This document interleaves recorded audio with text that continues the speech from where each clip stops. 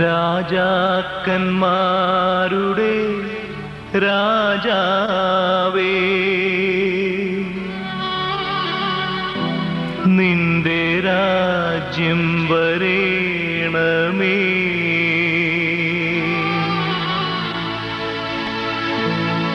നേതാക്കന്മാരുടെ നേതാവേ, നിന്റെ നന്മ നിറയണമേ.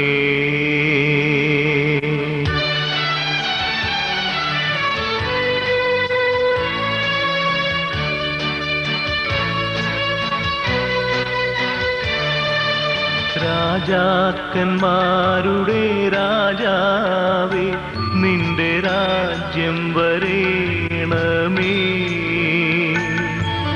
നേതാക്കന്മാരുടെ നേതാവേ, നിന്റെ നന്മ നിറയണമേ.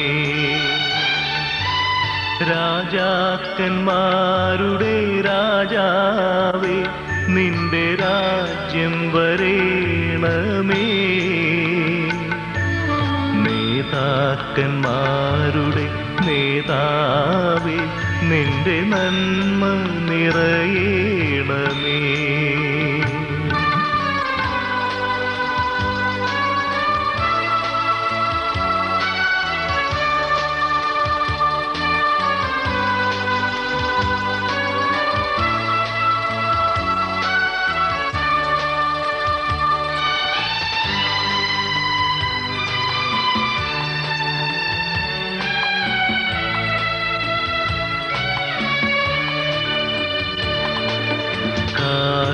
തൊഴുത്തിലും കാനായിലും കടലലയിലും കാൽവരിയിലും,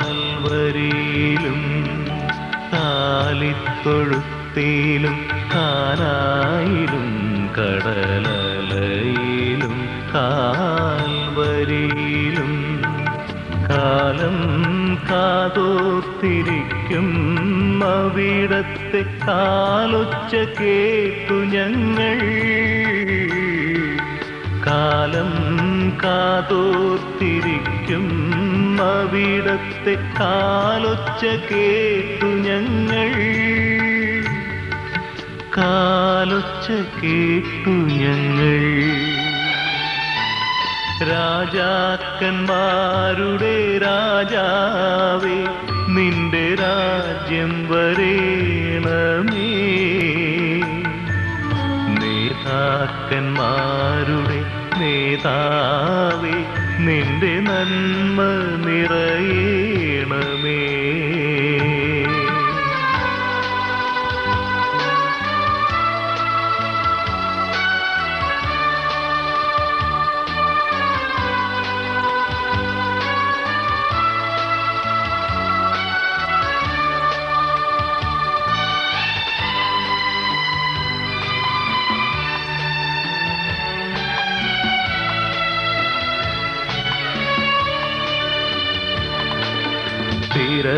തിരകളുയരുമ്പോൾ തീരം മങ്ങുമ്പോൾ തോണി തുഴഞ്ഞു തളരുമ്പോൾ, തിരകളുയരുമ്പോൾ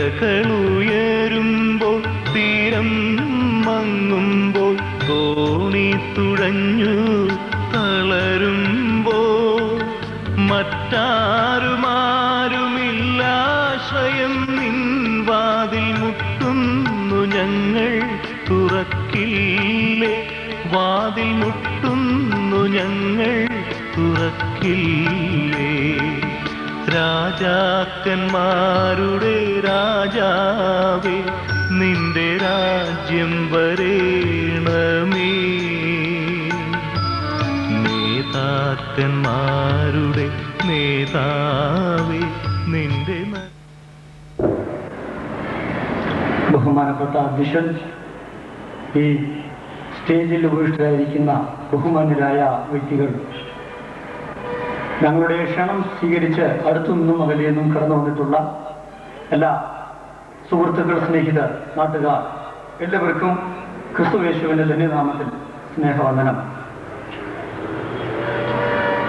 ഇങ്ങനെ ഒരു യോഗം ഇവിടെ ക്രമീകരിക്കേണ്ട സാഹചര്യത്തെക്കുറിച്ച് ഒന്ന് രണ്ട് വാക്കുകളിൽ വിശദീകരിക്കാൻ വേണ്ടിയാണ് ഞാൻ നിങ്ങളുടെ മുമ്പിൽ നിൽക്കുന്നത്.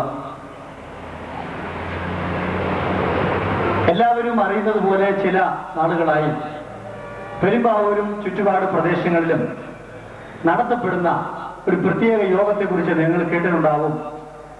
മിസ്റ്റർ എം അക്ബറും നേതൃത്വം കൊടുക്കുന്ന നീച്ച് ഓഫ് ട്രൂത്ത് എന്ന് പറയുന്ന ഒരു സംഘടനയുടെ നേതൃത്വത്തിൽ പെരുമ്പാവൂരിലും അതുപോലെ മറ്റു പല സ്ഥലങ്ങളിലും ക്രൈസ്തവത, ഹൈന്ദവത, ഇസ്ലാം എന്ന പേരിൽ, അതുപോലെ യേശു ക്രിസ്തുവിന്റെ സുവിശേഷം എന്ന പേരിലും മറ്റു പല പേരുകളിൽ നടത്തപ്പെടുന്ന യോഗങ്ങൾ നിങ്ങൾ കേട്ടിട്ടുണ്ടാവും, ചിലർ പങ്കെടുത്തിട്ടുണ്ടാവും. പ്രസ്തുത യോഗങ്ങളിൽ പ്രധാനമായും മിസ്റ്റർ എം അക്ബർ പ്രതിപാദിക്കുന്ന വിഷയം ക്രിസ്ത്യാനിത്വത്തെ കുറിച്ചാണ്. അദ്ദേഹം പറയുന്നതിൽ ക്രിസ്തീയ വിശ്വാസത്തിന്റെ അടിസ്ഥാന പ്രമാണങ്ങളെ ചോദ്യം ചെയ്തുകൊണ്ട്, വിശ്വാസങ്ങളെ ആക്ഷേപിച്ചുകൊണ്ട് ഉള്ള പ്രഭാഷണങ്ങളാണ് നടന്നിട്ടുള്ളത്. വേദപുസ്തകത്തിൽ പറയുന്ന തൃത്വം, യേശു ക്രിസ്തുവിന്റെ ദൈവത്വം, അതുപോലെ വിശുദ്ധ ബൈബിളിന്റെ ആധികാരികത തുടർന്നുള്ള വിഷയങ്ങളെ കുറിച്ചാണ് അദ്ദേഹം സംസാരിക്കാറുള്ളത്. ഇങ്ങനെ ഒരു യോഗത്തിന്റെ പ്രധാനപ്പെട്ട കാരണം ഈ വിധ വിഷയങ്ങളിൽ അവർക്ക് മറുപടി പറയുക എന്നുള്ളതാണ് ഈ യോഗത്തിലൂടെ ഞങ്ങൾ ഉദ്ദേശിക്കുന്നത്. പല യോഗങ്ങളിൽ ഞാൻ കടന്നുപോയിട്ടുണ്ട്. അവരെന്നെ മാന്യമായ രീതിയിൽ ക്ഷണിച്ചിട്ടുണ്ട്, സ്വീകരിച്ചിട്ടുണ്ട്. ഞങ്ങളിൽ പല പ്രിയപ്പെട്ടവരെയും അവർ ക്ഷണിച്ചിട്ടുണ്ട്, ഞങ്ങൾ കടന്നുപോയിട്ടുണ്ട്. വളരെ നന്നായ രീതിയിൽ അവർ ഞങ്ങളോട് സഹകരിച്ചിട്ടുണ്ട്. അവർക്ക് ഞങ്ങൾ പ്രത്യേകം നന്ദി പറയുക. എങ്കിലും ഞങ്ങളിലുള്ള പ്രത്യാശയെക്കുറിച്ച് ചോദ്യം ചെയ്യുന്ന ഏവരോടും ഉത്തരം പറയുവാൻ വിശുദ്ധ തിരുവെഴുത്ത് പ്രബോധിപ്പിക്കുന്നത് കൊണ്ടാണ് ഇങ്ങനൊരു യോഗം ഇവിടെ ക്രമീകരിച്ചിരിക്കുന്നത്. എന്നെ കേൾക്കുന്ന ക്രൈസ്തവ സഹോദരങ്ങളോട് ഞാൻ പറയട്ടെ, ഒരുപക്ഷെ നിങ്ങളിൽ പലർക്കും ഒരു ചിന്ത ഉണ്ടാകാം, ആരെങ്കിലും എന്തെങ്കിലും പ്രസംഗിച്ചിട്ട് പോകുന്നതിനൊക്കെ മറുപടി പറയേണ്ട ആവശ്യം നമുക്കുണ്ടോ? അവര് പ്രസംഗിച്ചിട്ട് പോകട്ടെ, നമുക്ക് എന്താ വിഷയം, നമുക്ക് പ്രശ്നമൊന്നുമില്ല, അതിന് നമുക്ക് അതുകൊണ്ട് നഷ്ടമൊന്നുമില്ല എന്നൊക്കെ ചിലരെങ്കിലും ചിന്തിക്കുന്നുണ്ടാവാം, ഇപ്പോഴും ചിന്തിക്കുന്നുണ്ടാവാം. ഞാൻ നിങ്ങളോട് പറയട്ടെ, വിശുദ്ധ തിരുവെഴുത്ത് അതിന് അനുവദിക്കുന്നില്ല. വിശുദ്ധ പത്രോസ്ലീഹ ഇങ്ങനെയാണ് പറയുന്നത്: നിങ്ങളിലുള്ള പ്രത്യാശയെക്കുറിച്ച് പ്രതിവാദം ചോദിക്കുന്ന ഏവനോടും സൗമ്യതയോടും ഭയഭക്തിയും കൊണ്ട് ഉത്തരം പറയുവാൻ എപ്പോഴും ഒരുങ്ങിയിരിപ്പിൻ. ഇത് ഞങ്ങളിലുള്ള ഒരു പ്രത്യാശയെ ചോദ്യം ചെയ്തുകൊണ്ടുള്ള യോഗങ്ങളാണ് ഇവർ സംഘടിപ്പിക്കുന്നത് കൊണ്ട് അതിന് ഉത്തരം പറയുക സൗമ്യതയുടെ ഭാഷയിൽ, ഭയഭക്തിയോടെ, ദൈവ ഭയത്തിൽ നിന്നുകൊണ്ട്, വിശുദ്ധ തിരുവെഴുത്തിനെ ആധാരമാക്കിക്കൊണ്ട് ഉത്തരം പറയുവാൻ നമ്മൾ ബാധ്യസ്ഥരാണ്. അതുകൊണ്ടാണ് ഇങ്ങനെ യോഗം ക്രമീകരിച്ചിരിക്കുന്നത്. മാത്രമല്ല, യൂദ സ്ലീഹ പറയുന്നത് വിശുദ്ധന്മാർക്കൊരിക്കലായി ഫലമേൽപ്പിച്ചിരിക്കുന്ന വിശ്വാസത്തിന് വേണ്ടി പോരാടണം. അതിന്റെ അർത്ഥം വഴക്കുണ്ടാക്കണമെന്നോ അടിയുണ്ടാക്കണമെന്നോ അല്ല. ദൈവം തമ്പുരാൻ നമ്മളെ ഏൽപ്പിച്ചിരിക്കുന്ന തിരുവെഴുത്തിന് വേണ്ടി ജീവൻ പോകുവോളം നിലനിൽക്കുവാൻ പോരാടുവാൻ തിരുവചനം നമ്മളെ പ്രബോധിപ്പിക്കുകയാണ്. നാം വേദപുസ്തകം പഠിച്ചാൽ ഒന്നാമത് നടന്ന സുന്നകദോസ് കൗൺസിൽ തന്നെ ദുരുപദേശങ്ങൾക്കെതിരായിരുന്നു. നിങ്ങൾക്കറിയാമോ, ക്രിസ്തീയ സഭയുടെ ആരംഭം മുതൽ തന്നെ സഭയ്ക്കെതിരെ പ്രശ്നങ്ങൾ ഉണ്ടായിട്ടുണ്ട്. വിശേഷിച്ച് ഉപദേശങ്ങൾക്കെതിരായിട്ട് ശക്തമായ ദുരുപദേശ സംഘടനകൾ ഉടലെടുത്തിട്ടുണ്ട്. അതൊരു പുത്തൻ കഥയല്ല ക്രിസ്തീയ സഭയെ സംബന്ധിച്ചിടത്തോളം. ഈ ഭൂമിയിൽ സഭ സ്ഥാപിക്കപ്പെട്ട കാലം മുതൽ തന്നെ ദൈവസഭയുടെ ഉപദേശങ്ങൾക്കെതിരായി, പ്രവർത്തനങ്ങൾക്കെതിരായി ശക്തമായ എതിർപ്പുകൾ വന്നിട്ടുണ്ട്. പക്ഷെ അതിനെയൊക്കെ അതിജീവിച്ചുകൊണ്ട് സഭ നിലനിന്നിട്ടുണ്ട് എന്നുള്ളതാണ് സത്യം. ആ ദുരുപദേശങ്ങളെ കണ്ടിട്ടും കേട്ടിട്ടും അതിന്റെ മുമ്പിൽ മൗനം പാലിക്കുകയല്ല ആദിമകാലത്തെ ദൈവദാസന്മാർ ചെയ്തത്. നിങ്ങൾക്കറിയാമോ, വിശുദ്ധ വേദപുസ്തകത്തിലെ ലേഖനങ്ങളിൽ, പുതിയ നിയമത്തിൽ അപ്പോസ്തലന്മാർ എഴുതപ്പെട്ടിരിക്കുന്ന ലേഖനങ്ങളിൽ ഏറ്റവും കൂടുതൽ ലേഖനങ്ങൾ ദുരുപദേശ ഖണ്ഡന ലേഖനങ്ങളാണ്. ആരെങ്കിലും എന്തെങ്കിലും പറഞ്ഞിട്ട് പോകട്ടെ, നമുക്കതിനകത്ത് കാര്യമില്ലോ എന്നാണ് അവർ ചിന്തിച്ചിരുന്നെങ്കിൽ ഇന്ന് നമ്മൾ കൊണ്ടുനടക്കുന്ന പല ലേഖനങ്ങളും നമുക്ക് ലഭിച്ചില്ലായിരുന്നു. അതുകൊണ്ട് തക്കയോഗ്യമായ മറുപടി പറയുക എന്നുള്ളത് നമ്മുടെ കർത്തവ്യമാണ്. അതോടൊപ്പം തന്നെ സഭാചരിത്രം ഇവിടെ നോക്കിയാലും കൂടിയ എല്ലാ കൗൺസിലുകളും സുന്നഹദോസുകളും സഭയ്ക്കെതിരെ വന്നുകൂടിയ ദുരുപദേശങ്ങൾക്കെതിരെയാണ്. നിത്യ സുനോദോസ് മുതൽ കൂടിയ പല സുനോദോസുകളും ഇങ്ങനെയുള്ള വിഷയങ്ങളെ ആധാരമാക്കിയാണ് സംസാരിച്ചത്. അതുപോലെ തന്നെ ഇന്നും ഈ സംഭവങ്ങൾ തുടരുന്നു എന്നുള്ളതാണ് വാസ്തവം. യഹോവ സാക്ഷികളെ പോലുള്ള ദുരുപദേശ സംഘടനകൾ ഇന്നും എഴുന്നേറ്റ് നിന്നുകൊണ്ട് സഭയ്ക്കെതിരായി അകത്തുനിന്ന് പോരാടുമ്പോൾ പുറത്തുനിന്ന് മറ്റു വിധത്തിലുള്ള പോരാട്ടങ്ങൾ കടന്നു വരുന്നു. അപ്പോൾ ഇവയ്ക്കെല്ലാം മറുപടി പറയുവാൻ നാം ബാധ്യസ്ഥരാണ്. എനിക്ക് പ്രത്യേകിച്ച് പറയാനുള്ളത്, ഇങ്ങനെ ഒരു യോഗം ക്രമീകരിക്കുവാൻ ഞങ്ങളെ പ്രേരിപ്പിച്ചതും സഹായിച്ചതും ഞങ്ങളുടെ പ്രിയ സഹോദരൻ എം അക്ബറാണ്. അതുകൊണ്ട് അദ്ദേഹത്തിനുള്ള പ്രത്യേക നന്ദി ഇത്തരത്തിൽ ഞങ്ങൾ അറിയിക്കുകയാണ്. മുസ്ലിം സഹോദരങ്ങളോട് ഞങ്ങൾ ഒരു വാക്ക് പറയട്ടെ. നീച്ച് ഓഫ് ട്രൂത്ത് എന്ന് പറയുന്ന സംഘടന നേതൃത്വത്തിൽ നടക്കുന്ന യോഗങ്ങളിൽ അദ്ദേഹം ഉന്നയിക്കുന്ന അവകാശവാദങ്ങൾ, ക്രിസ്തീയ ഉപദേശത്തിനെതിരായുള്ള ആക്ഷേപങ്ങൾ ഒന്നും പുത്തരിയല്ല. ഒരുപക്ഷെ നിങ്ങൾ ആദ്യമായിട്ട് കേൾക്കുന്ന കാര്യങ്ങളായിരിക്കാം. എന്നാൽ ഇസ്ലാം എന്ന് പറയുന്ന മതം ലോകത്തിൽ ഉടലെടുത്ത കാലം മുതൽ തന്നെ ക്രിസ്തീയ പണ്ഡിതന്മാരും ഇസ്ലാം പണ്ഡിതന്മാരും തമ്മിൽ ഈ വിഷയത്തിൽ വാഗ്വാദങ്ങൾ നടന്നിട്ടുണ്ട്, ഇന്ന് നടന്നുകൊണ്ടിരിക്കുക. ലോകപ്രസിദ്ധരായ ദേവദാസന്മാർ ഇതിന് മറുപടി പറഞ്ഞിട്ടുണ്ട്. അവർ ചോദിക്കുന്ന എല്ലാ ചോദ്യങ്ങളും ഉത്തരവും നൽകിയിട്ടുണ്ട്, പുസ്തകങ്ങൾ എഴുതിയിട്ടുണ്ട്. പക്ഷെ നമ്മുടെ നാട്ടിലേക്ക് ഈ വിഷയങ്ങൾ ഇപ്പോഴായിരിക്കാം പ്രചാരത്തിൽ വരുന്നത്. അതുകൊണ്ടായിരിക്കാം നമുക്ക് ഈ മറ്റുള്ളവർക്ക് സഹോദരങ്ങൾ പലരെ ഈ ഉപദേശങ്ങൾ സംസാരിക്കാൻ വേണ്ടി നീച്ചോട്ടുള്ള സഹോദരന്മാർ കടന്നിട്ടുണ്ട്, ഞങ്ങളുടെ മണിക്കൂറിൽ സംസാരിച്ചിട്ടുണ്ട്. അപ്പോൾ അവര് ഉന്നയിക്കുന്ന എല്ലാ കാര്യങ്ങളും അത് എം അക്ബറിന്റെ പ്രഭാഷണത്തിൽ അവർ കിട്ടിയതാണ്. ആ ന്യായങ്ങളും വാദങ്ങളും എല്ലാം ഒന്നും പുത്തനായിട്ട് പുതുമയുള്ളതല്ല, എല്ലാം പഴയ കാര്യങ്ങളാണ്. അത് അവർ ഇപ്പോൾ ഉന്നയിക്കുന്നു എന്ന് മാത്രമേ ഉള്ളൂ. അതുകൊണ്ട് അതൊരു പുത്തൻ കാര്യമായി ഞങ്ങൾ പരിഗണിക്കുന്നില്ല. ഈ വിധത്തിലുള്ള കാര്യങ്ങൾക്ക് മറുപടി പറഞ്ഞുകൊണ്ട് പല സംഘടനകളിൽ നിന്നുണ്ട്, ധാരാളം പേര് പുസ്തകങ്ങൾ എഴുതിയിട്ടുണ്ട്. അത് നിങ്ങൾക്ക് വായിക്കാവുന്നതാണ്.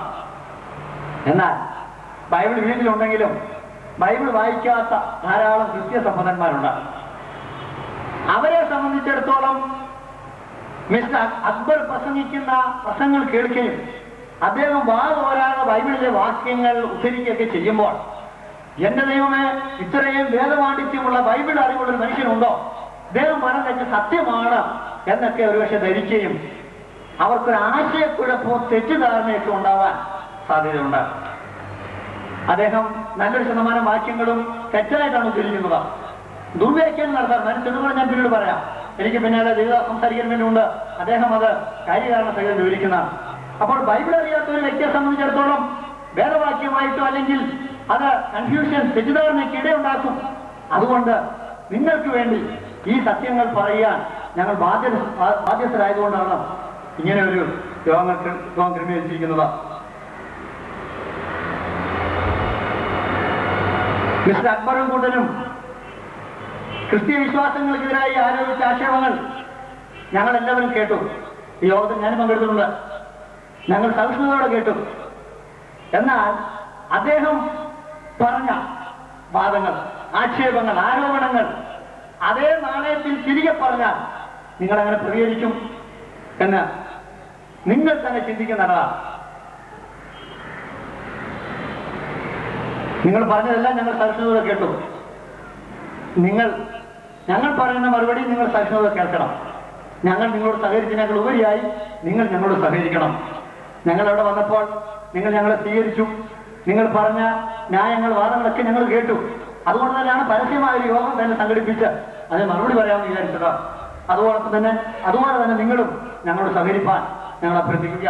അന്ന് തന്നെ പല സഹോദരങ്ങൾ, നീച്ച് ഓഫ് ട്രൂത്തിന്റെ പല ഈ പെരുമ്പാവൂരുള്ള പല നേതൃത്വം കൊടുക്കുന്ന വ്യക്തികൾ ഒരു പൊതുവായ സംവാദത്തിന്, ഒരു പബ്ലിക് സംവാദത്തിന് വേണ്ടി ക്ഷണിച്ചു. അതിനെ ഞങ്ങളാരും കളഞ്ഞിട്ടില്ല, അതിന് റെഡിയാണ്.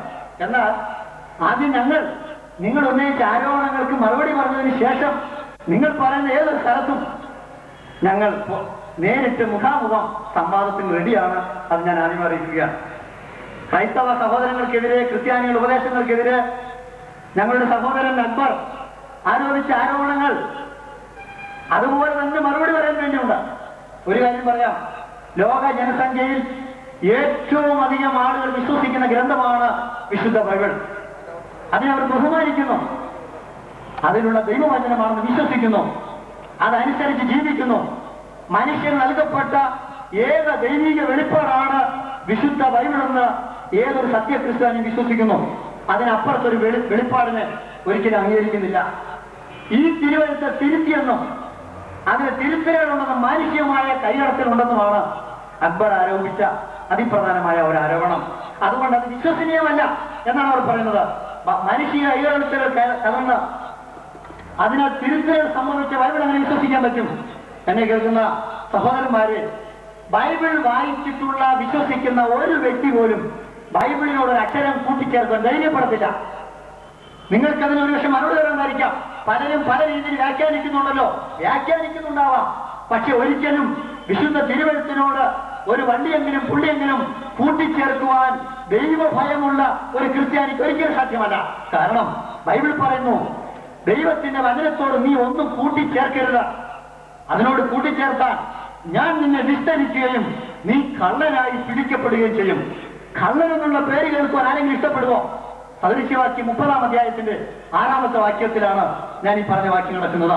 വിശുദ്ധ പൗലോസ് ഗലാത്യർക്ക് എഴുതിയ ലേഖനം 1-ാം അധ്യായത്തിന്റെ 8-ാം വാക്യത്തിൽ ഇങ്ങനെ പറയുന്നു, ഞങ്ങൾ നിങ്ങളോട് അറിയിച്ച സുവിശേഷത്തിന് വിപരീതമായി ഞങ്ങളാകട്ടെ, സ്വർഗത്തിൽ നിന്നൊരു ദൂതനാകട്ടെ, ദൂതൻ മാലാഖയാകട്ടെ, മറ്റൊരു സുവിശേഷം, അവർ പ്രസംഗിച്ച സുവിശേഷത്തിന് വിരോധമായി മറ്റൊരു സുവിശേഷം പ്രസംഗിച്ചാൽ അവൻ ശപിക്കപ്പെട്ടവൻ എന്ന മാറ്റമില്ലാത്ത ദൈവവചനത്തിൽ എഴുതിയിരിക്കുമ്പോൾ ദൈവശാപത്തിന് പാത്രീഭൂതരാകുവാൻ ഏതെങ്കിലും ഒരു ക്രൈസ്തവ സഹോദരൻ താല്പര്യപ്പെടുമോ? ഇല്ല, ഒരിക്കലുമില്ല. അതുകൊണ്ട് തിരുത്തൽ ക്രിസ്ത്യാനികൾ ചെയ്യുന്നു എന്ന് പറയുന്നത് തെറ്റായ ഒരു കാര്യമാണ്. നിങ്ങൾക്കറിയാമോ, വിശുദ്ധ ബൈബിളും ഖുറാനും തമ്മിൽ കാര്യമായ വ്യത്യാസങ്ങളുണ്ട്, വൈരുദ്ധ്യങ്ങളുണ്ട്. ബൈബിളില്ലാത്ത ധാരാളം കഥകൾ ഖുറാനകത്തുണ്ട്. ഖുറാൻ എഴുതപ്പെടുന്നതിന് ഏകദേശം 2000 വർഷങ്ങൾക്ക് മുമ്പാണ് വിശുദ്ധ ബൈബിളിന്റെ ആദ്യ ഭാഗമായ പഞ്ചഗ്രന്ഥങ്ങൾ എഴുതപ്പെടുന്നത്. BC 1500. അതിനുശേഷം AD 400 ശേഷമാണ്, അല്ലെങ്കിൽ 500 അടുപ്പിച്ചാണ് ഇസ്ലാം മതത്തിന്റെ ഉത്ഭവം നമുക്ക് എല്ലാവർക്കും അറിയാം. അങ്ങനെ കണക്കൂട്ടിയാൽ തന്നെ ഏകദേശം 2000 വർഷത്തിന്റെ ഗ്യാപ്പ് വിടവ് ഈ രണ്ട് മതങ്ങൾ തമ്മിൽ, ഈ രണ്ട് പുസ്തകങ്ങൾ തമ്മിലുണ്ട്. ചില പുസ്തകങ്ങൾക്ക് അത്രയും കാലഘട്ടം ഇല്ലെങ്കിൽ തന്നെ. അപ്പോൾ ഈ പുസ്തകങ്ങൾ തമ്മിൽ വൈരുദ്ധ്യങ്ങളുണ്ട്, കാര്യമായിട്ടുണ്ട്. യഹൂദന്മാരുടെ വിശുദ്ധ ഗ്രന്ഥമായി, വേദഗ്രന്ഥമായി അംഗീകരിക്കുന്ന പഴയ നിയമം എന്ന് പറയുന്ന 39 പുസ്തകങ്ങളുള്ള പഴയ നിയമത്തിൽ ഇല്ലാത്ത ധാരാളം കാര്യങ്ങൾ ഖുറാനകത്തുണ്ട്.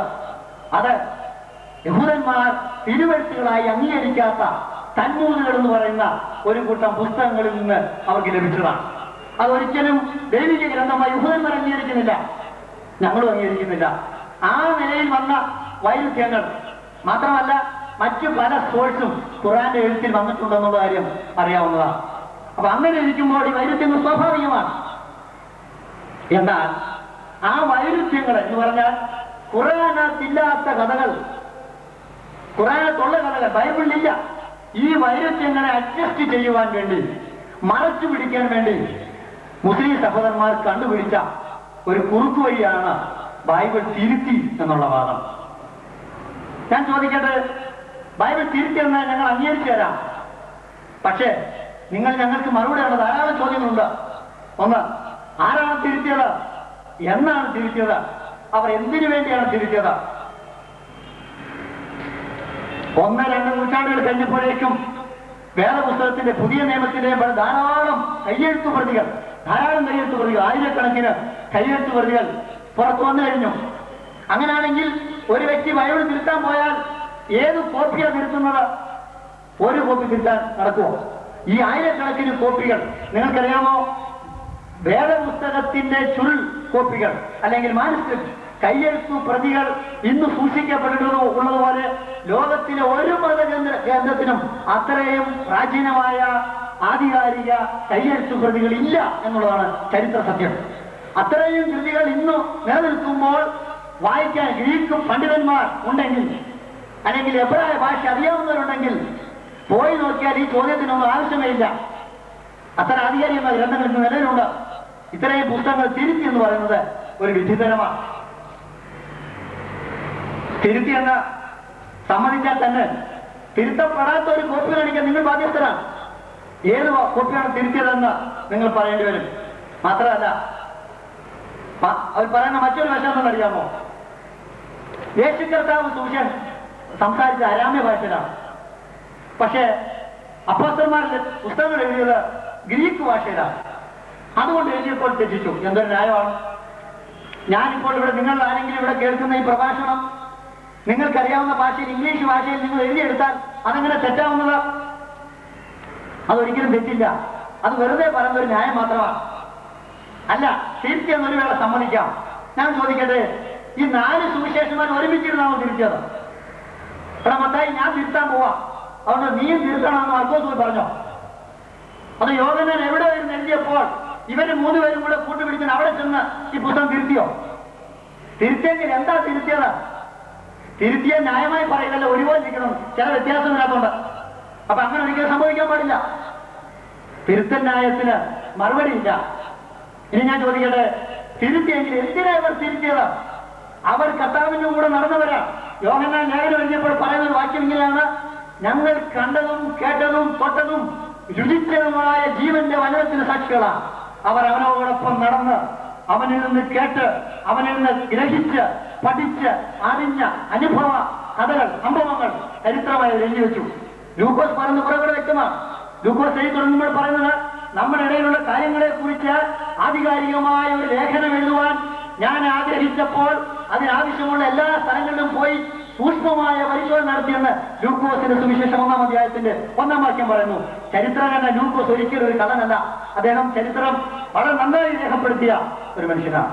അദ്ദേഹം അവർ തിരുത്തിയെങ്കിൽ ഞാൻ ചോദിക്കട്ടെ, ഈ തിരുത്തപ്പെട്ട ആശയങ്ങൾക്ക് വേണ്ടി, അവർ കേട്ട വചനത്തിന് വിരുദ്ധമായി എഴുതി വെച്ച കുറെ ആശയങ്ങൾക്ക് വേണ്ടിയാണോ ഈ അപ്പോസ്തലന്മാർ ജീവനെ ത്യജിച്ചത്? വെറും കെട്ടുകഥകൾക്ക് വേണ്ടി, തിരുത്തപ്പെട്ട കുറെ ആശയങ്ങൾക്ക് വേണ്ടി, സത്യമല്ലാത്ത കുറെ കാര്യങ്ങൾക്ക് വേണ്ടിയാണോ അവർ ജീവത്യാഗം ചെയ്തുകൊണ്ട് ഈ സുവിശേഷ പ്രചരണം നടത്തിയത്? തന്നെ അറുത്തു പറയാൻ കാത്തുനിന്ന മതനേതാക്കന്മാരുടെയും ക്രൂരമായ മൃഗങ്ങളുടെയും വാളുയർത്തുന്ന റോമൻ പട്ടാളക്കാരുടെ മുമ്പിലും തലകുനിക്കാൻ നിന്നുകൊണ്ട് സത്യ സുവിശേഷത്തിന്റെ സാക്ഷികളായത് ഒരു കെട്ടുകഥയ്ക്ക് വേണ്ടിയല്ല. പത്രോസ് പറയുന്നത് പോലെ ഞങ്ങൾ അവന്റെ മഹിമ കണ്ട സാക്ഷികളായിട്ടാണ്. ഞങ്ങളും ഈ പ്രഭാഷണം ഇവിടെ നടത്തുന്നത് കെട്ടുകഥകളായിട്ടല്ല, കുറെ തത്വങ്ങളായിട്ടല്ല, കുറെ ആശയ സംഘടനകളല്ല, ഞങ്ങളുടെ ജീവിതത്തിന്റെ അനുഭവങ്ങളാണ്. കാര്യങ്ങൾ പറഞ്ഞാൽ ഒത്തിരി കാര്യങ്ങൾ പറഞ്ഞു. ഞാനതുകൊണ്ട് എന്റെ വാക്കുകളെ ചുരുക്കുക. യേശു ക്രിസ്തുവിന്റെ ദൈവത്വം നിഷേധിക്കുക, അതാണ് മറ്റൊരു ആക്ഷേപം. അതൊരിക്കലും ക്രൈസ്തവർ അംഗീകരിക്കാൻ സാധ്യമല്ല. കാര്യം, യേശു ക്രിസ്തു ദൈവമല്ല എന്ന് സ്ഥാപിക്കുവാൻ വേണ്ടി മിസ്റ്റർ അക്ബർ എടുക്കുന്ന അതേ ബൈബിളിൽ തന്നെ യേശു ക്രിസ്തു സത്യദൈവവും നിത്യജീവനമാണെന്ന് രേഖപ്പെടുന്നു. അത് അദ്ദേഹം അംഗീകരിക്കില്ല. അത് ഞങ്ങൾക്ക് ഒരിക്കലും അംഗീകരിക്കുവാൻ സാധ്യമല്ല. ഞാൻ പറയട്ടെ, ബൈബിളിലെ വാക്യങ്ങൾ എടുത്തുകൊണ്ട് വളരെ നന്നായ രീതിയിൽ ദുർവ്യാഖ്യാനം നടത്തുവാൻ ഈ അക്ബർ സഹോദരൻ അറിയാം. ഒരു തെളിവ് ഞാൻ പറയാം. അദ്ദേഹം നടത്തിയ ഒരു കാസറ്റിൽ ആരോ ചോദിച്ചൊരു ചോദ്യം ഇങ്ങനെയാണ്: കർത്താവ് പറഞ്ഞൊരു വാക്യം, ഞാൻ അബ്രഹാമിന് മുമ്പേ ഉണ്ട്. അപ്പോൾ നിങ്ങൾ പറഞ്ഞ യേശു കേവലം ഒരു മനുഷ്യനാണെങ്കിൽ അബ്രഹാമിന് മുമ്പേ ഞാൻ ഉണ്ട് എന്ന് യേശു പറഞ്ഞല്ലോ, അതിനെന്ത് വിശദീകരണം നൽകാൻ കഴിയും എന്ന് ചോദിച്ചപ്പോൾ അദ്ദേഹം പറഞ്ഞ മറുപടി വളരെ രസകരമായ ഒരു മറുപടിയാണ്. അദ്ദേഹം എങ്ങനെ വാക്യങ്ങളെ ദുർവ്യാഖ്യാനം നടത്തുന്നു എന്നുള്ളത് വളരെ വ്യക്തമായ തെളിവ് നൽകുന്ന ഒരു രീതിയാണ് നമ്മളവിടെ കാണുന്നത്. സദൃശ്യവാക്യം 8-ാം അധ്യായത്തിന്റെ 22-ാമത്തെ വാക്യം ഉദ്ധരിച്ചുകൊണ്ടാണ് അദ്ദേഹം മറുപടി പറയുന്നത്. അവിടെ ദൈവം സൃഷ്ടികളുടെ ആരംഭമായി എന്നെ ഉണ്ടാക്കി കൊള്ളാം. എന്നിട്ട് അദ്ദേഹം പറഞ്ഞ വ്യാഖ്യാനം കേൾക്കണം. സോളമൻ പറയുകയാണ്, സൃഷ്ടികളുടെ ആരംഭമായി എന്നെ ഉണ്ടാക്കി. ക്രൈസ്തവ സഹോദരങ്ങൾ വിശ്വസിക്കുന്നുവോ സോളമൻ സൃഷ്ടികൾക്ക് മുമ്പ് ഉണ്ടായെന്ന്? ഇല്ല. അപ്പോൾ അതിന്റെ അർത്ഥം എന്താ? അത് വെറും ഒരു വാചകം മാത്രമാണ്. സോളമൻ സൃഷ്ടിക്ക് മുമ്പുണ്ടായിട്ടില്ല. തെറ്റാണത് സഹോദര. ബൈബിൾ വാക്യങ്ങൾ എനിക്ക് മനസ്സിലായി. അദ്ദേഹം ബൈബിൾ ശരിക്കും വായിച്ചിട്ടുണ്ടോ എന്ന് എനിക്കറിയില്ല. ഒരു കാര്യം സത്യമാണ്, ശരിയായും വാക്യങ്ങൾ ആ വേദവാക്യം മാത്രം, അധ്യായം മാത്രം വായിച്ചിരുന്നെങ്കിൽ അങ്ങനെ ഒരു വിഡിതർ അദ്ദേഹം ഒരിക്കലും വിളിച്ചു പറയില്ലായിരുന്നു. ഇദ്ദേഹത്തിന്റെ പാണ്ഡിത്യത്തെക്കാൾ ബൈബിളിനെ സംബന്ധിച്ചുള്ള പാപ്പരത്വമാണ് എനിക്കതിൽ മനസ്സിലായത്. നിങ്ങൾ ഓർക്കുക, അവിടെ പറഞ്ഞിരിക്കുന്നത് 8-ാം അധ്യായം വായിച്ചു നോക്കിയാൽ വളരെ വ്യക്തമാണ്. അത് സലോമോനെ കുറിച്ച് പറഞ്ഞിരിക്കുന്ന ഒരു വാക്യമേ അല്ല, ജ്ഞാനത്തെക്കുറിച്ചാണ്. ജ്ഞാനത്തെക്കുറിച്ചാണ് 8-ാം അധ്യായത്തിന്റെ 12-ാം വാക്യത്തിൽ വ്യക്തമായിട്ടുള്ള ഞാൻ ജ്ഞാനമാകുന്നു, ജ്ഞാനമാണ് തുടർന്ന് സംസാരിക്കുന്നത്. ജ്ഞാനം സ്വയം പറയാണ് ദൈവസൃഷ്ടിയുടെ ആരംഭത്തിലെ ഞാനുണ്ട്. ശരിയാണ്, സോളമനുള്ള കാര്യമല്ല പറയുന്നത്. പക്ഷെ അദ്ദേഹം സ്ഥാപിക്കുന്ന സോളമൻ ഉണ്ടായിരുന്നു എന്നുള്ളതാണ്. അങ്ങനെ വേദോസം പഠിപ്പിക്കുന്നില്ല. അതുകൊണ്ട് തെറ്റായ വ്യാഖ്യാനങ്ങൾ. അതുപോലെ അദ്ദേഹം പറഞ്ഞ മറ്റൊരു വാചകമാണ് യേശുക്രിസ്തു മദ്യം ഉണ്ടാക്കി. അങ്ങനെ ഒരു പദം ഒരു ബൈബിളിനകത്തുമില്ല. അദ്ദേഹം കണ്ടുപിടിച്ചൊരു പദമാണ് മദ്യം ഉണ്ടാക്കുന്നത്. അങ്ങനെ ഒത്തിരി വാക്യങ്ങൾ ഉണ്ട്. ഞാനത് പറയുവാൻ സമയം എടുക്കാതെ പോവുകയാണ്. ഇനി എനിക്ക് വളരെ പ്രധാനമായി പറയാനുള്ള ഒരു കാര്യം കൂടെ പറഞ്ഞത് ഞാൻ എന്റെ വാക്കുകളിൽ പിന്മാറാൻ താല്പര്യപ്പെടുക. നീച്ച് ഓഫ് ട്രൂത്തുകാർ പ്രസിദ്ധീകരിച്ച ധാരാളം ട്രാക്കുകൾ എനിക്ക് ലഭിച്ചിട്ടുണ്ട്. അദ്ദേഹം അതിന്റെ ഡയറക്ടർ ആയിരിക്കുന്ന M.M. അക്ബർ എഴുതിയ ഒരു പുസ്തകമുണ്ട്, ബൈബിളിന്റെ ദൈവികത എന്ന് പറഞ്ഞാൽ വേദപുസ്തകം ഒരു കാശിനും കൊള്ളാത്ത ഒരു ചവറാണെന്നുള്ള രീതിയിൽ വളരെ ഭംഗിയായി അവതരിപ്പിച്ചിട്ടുണ്ട് അദ്ദേഹം ആ പുസ്തകത്തിൽ. അതേ രീതിയിൽ ഒരു ക്രൈസ്തവനാണ് പുസ്തകം എഴുതിയിരുന്നെങ്കിൽ മുസ്ലിം സഹോദരന്മാർ എങ്ങനെ പ്രതികരിക്കുമെന്ന് എനിക്കറിയില്ല. മറ്റൊരു പ്രസിദ്ധീകരണം ഞാനിവിടെ കൊണ്ടുവന്നിട്ടുണ്ട്. നോക്കിക്കാതെ ഈ ബുക്കിലെറ്റ് നീച്ച് ഓഫ് ട്രൂത്ത് പ്രസിദ്ധീകരിച്ചതാണ്. ഈ പുസ്തകത്തിന്റെ ഹെഡിങ് ഇങ്ങനെയാണ്: യേശു ക്രിസ്തു വ്യഭിചാരപുത്രൻ, ദൈവപുത്രൻ, മനുഷ്യപുത്രൻ. എന്നെ കാണാൻ വന്ന മുസ്ലിം സഹോദരന്മാർ ഞാൻ ചോദിച്ചു, നീച്ച് ഓഫ് ട്രൂത്തുകാർ ഇറക്കിയ ഈ ബുക്കിലെറ്റ് എന്താണ്? യേശു ക്രിസ്തു വ്യഭിചാരപുത്രൻ. മോശമായി പോയി. ഞാൻ പറഞ്ഞു. അദ്ദേഹം പറഞ്ഞ മറുപടി കേൾക്കണോ? അവർ പറഞ്ഞ മറുപടി ഞങ്ങൾ പറഞ്ഞല്ല, അല്ല യഹൂദന്മാർ പറഞ്ഞ. ഓക്കെ, യഹൂദന്മാർ പറഞ്ഞ. ഞാൻ അതേ വാചകത്തിൽ തിരിച്ചു നിങ്ങളോട് ചോദിക്കട്ടെ, യേശു ക്രിസ്തു വ്യഭിചാരപുത്രനാണെന്ന് ഒരു ട്രാക്ക് നിങ്ങൾ ഇറക്കി, ബുക്കിലും ഇറക്കി. ഞങ്ങൾ ആരും പ്രതികരിച്ചില്ല. കരുത്തെടുക്കാനും തലവെട്ടാനും ഒന്നും ഞങ്ങൾ വന്നില്ല. ഞങ്ങൾക്കതിന് പ്രമാണമില്ല സഹോദരങ്ങളെ. പക്ഷേ മോശമായി പോയി. ഇത് ഏത് രീതിയിലാണ് നിങ്ങൾ വ്യാഖ്യാനിച്ചാൽ മോശമായി പോയി. ഞാൻ നിങ്ങളോട് ചോദിക്കട്ടെ, റുഷ്ദി എഴുതിയ പുസ്തകം സാത്താന്റെ വചനങ്ങളാണ് ഖുർആൻ എന്ന് പറഞ്ഞ അദ്ദേഹം എഴുതുക. അതുകൊണ്ട് അദ്ദേഹത്തിന്റെ തലയ്ക്ക് ഇന്നും നിയമം കിടക്കുക. എന്താണ്? പല കൊന്നുകളയാൻ. അത് ഇസ്ലാം ആധിപത്യമുള്ള ഒരു രാഷ്ട്രത്തിൽ അദ്ദേഹത്തിന് മരണത്തിന് വിധിച്ചിരിക്കുക. എവിടെ വെച്ച് കിട്ടിയാലും തട്ടിക്കളയാൻ. കാരണം ഖുർആനെതിരായി തേണ്ടി എന്നുള്ളതാണ്. ഞാൻ നിങ്ങളോട് ചോദിക്കട്ടെ സഹോദരങ്ങളെ, റുഷ്ദി എഴുതിയതാണെന്നും പറഞ്ഞ് ഖുർആൻ സാത്താന്റെ വചനങ്ങൾ എന്നൊരു ഹെഡിങ് ഉണ്ടാക്കി ഒരു ബുക്കിലേക്ക് ഞങ്ങൾ പ്രസിദ്ധീകരിച്ചാൽ നിങ്ങൾ എങ്ങനെ പ്രതികരിക്കും? നിങ്ങളുടെ മനസാക്ഷിയോട് നിങ്ങൾ ചോദിച്ചാൽ മതി.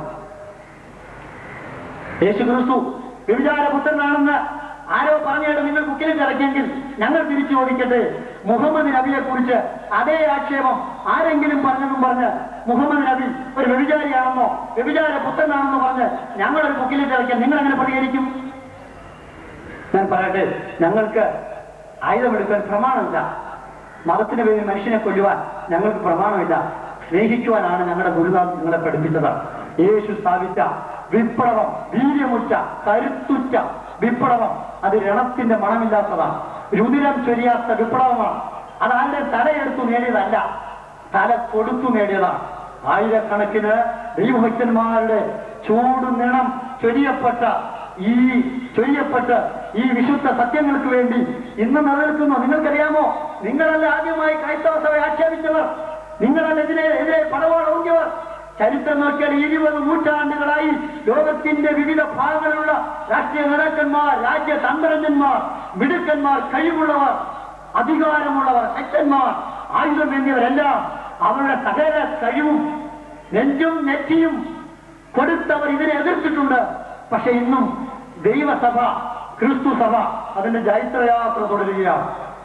അതിനെ തച്ചുടയ്ക്കുവാൻ ലോകത്തിലെ ഒരു ശക്തിക്കും സാധ്യമല്ല.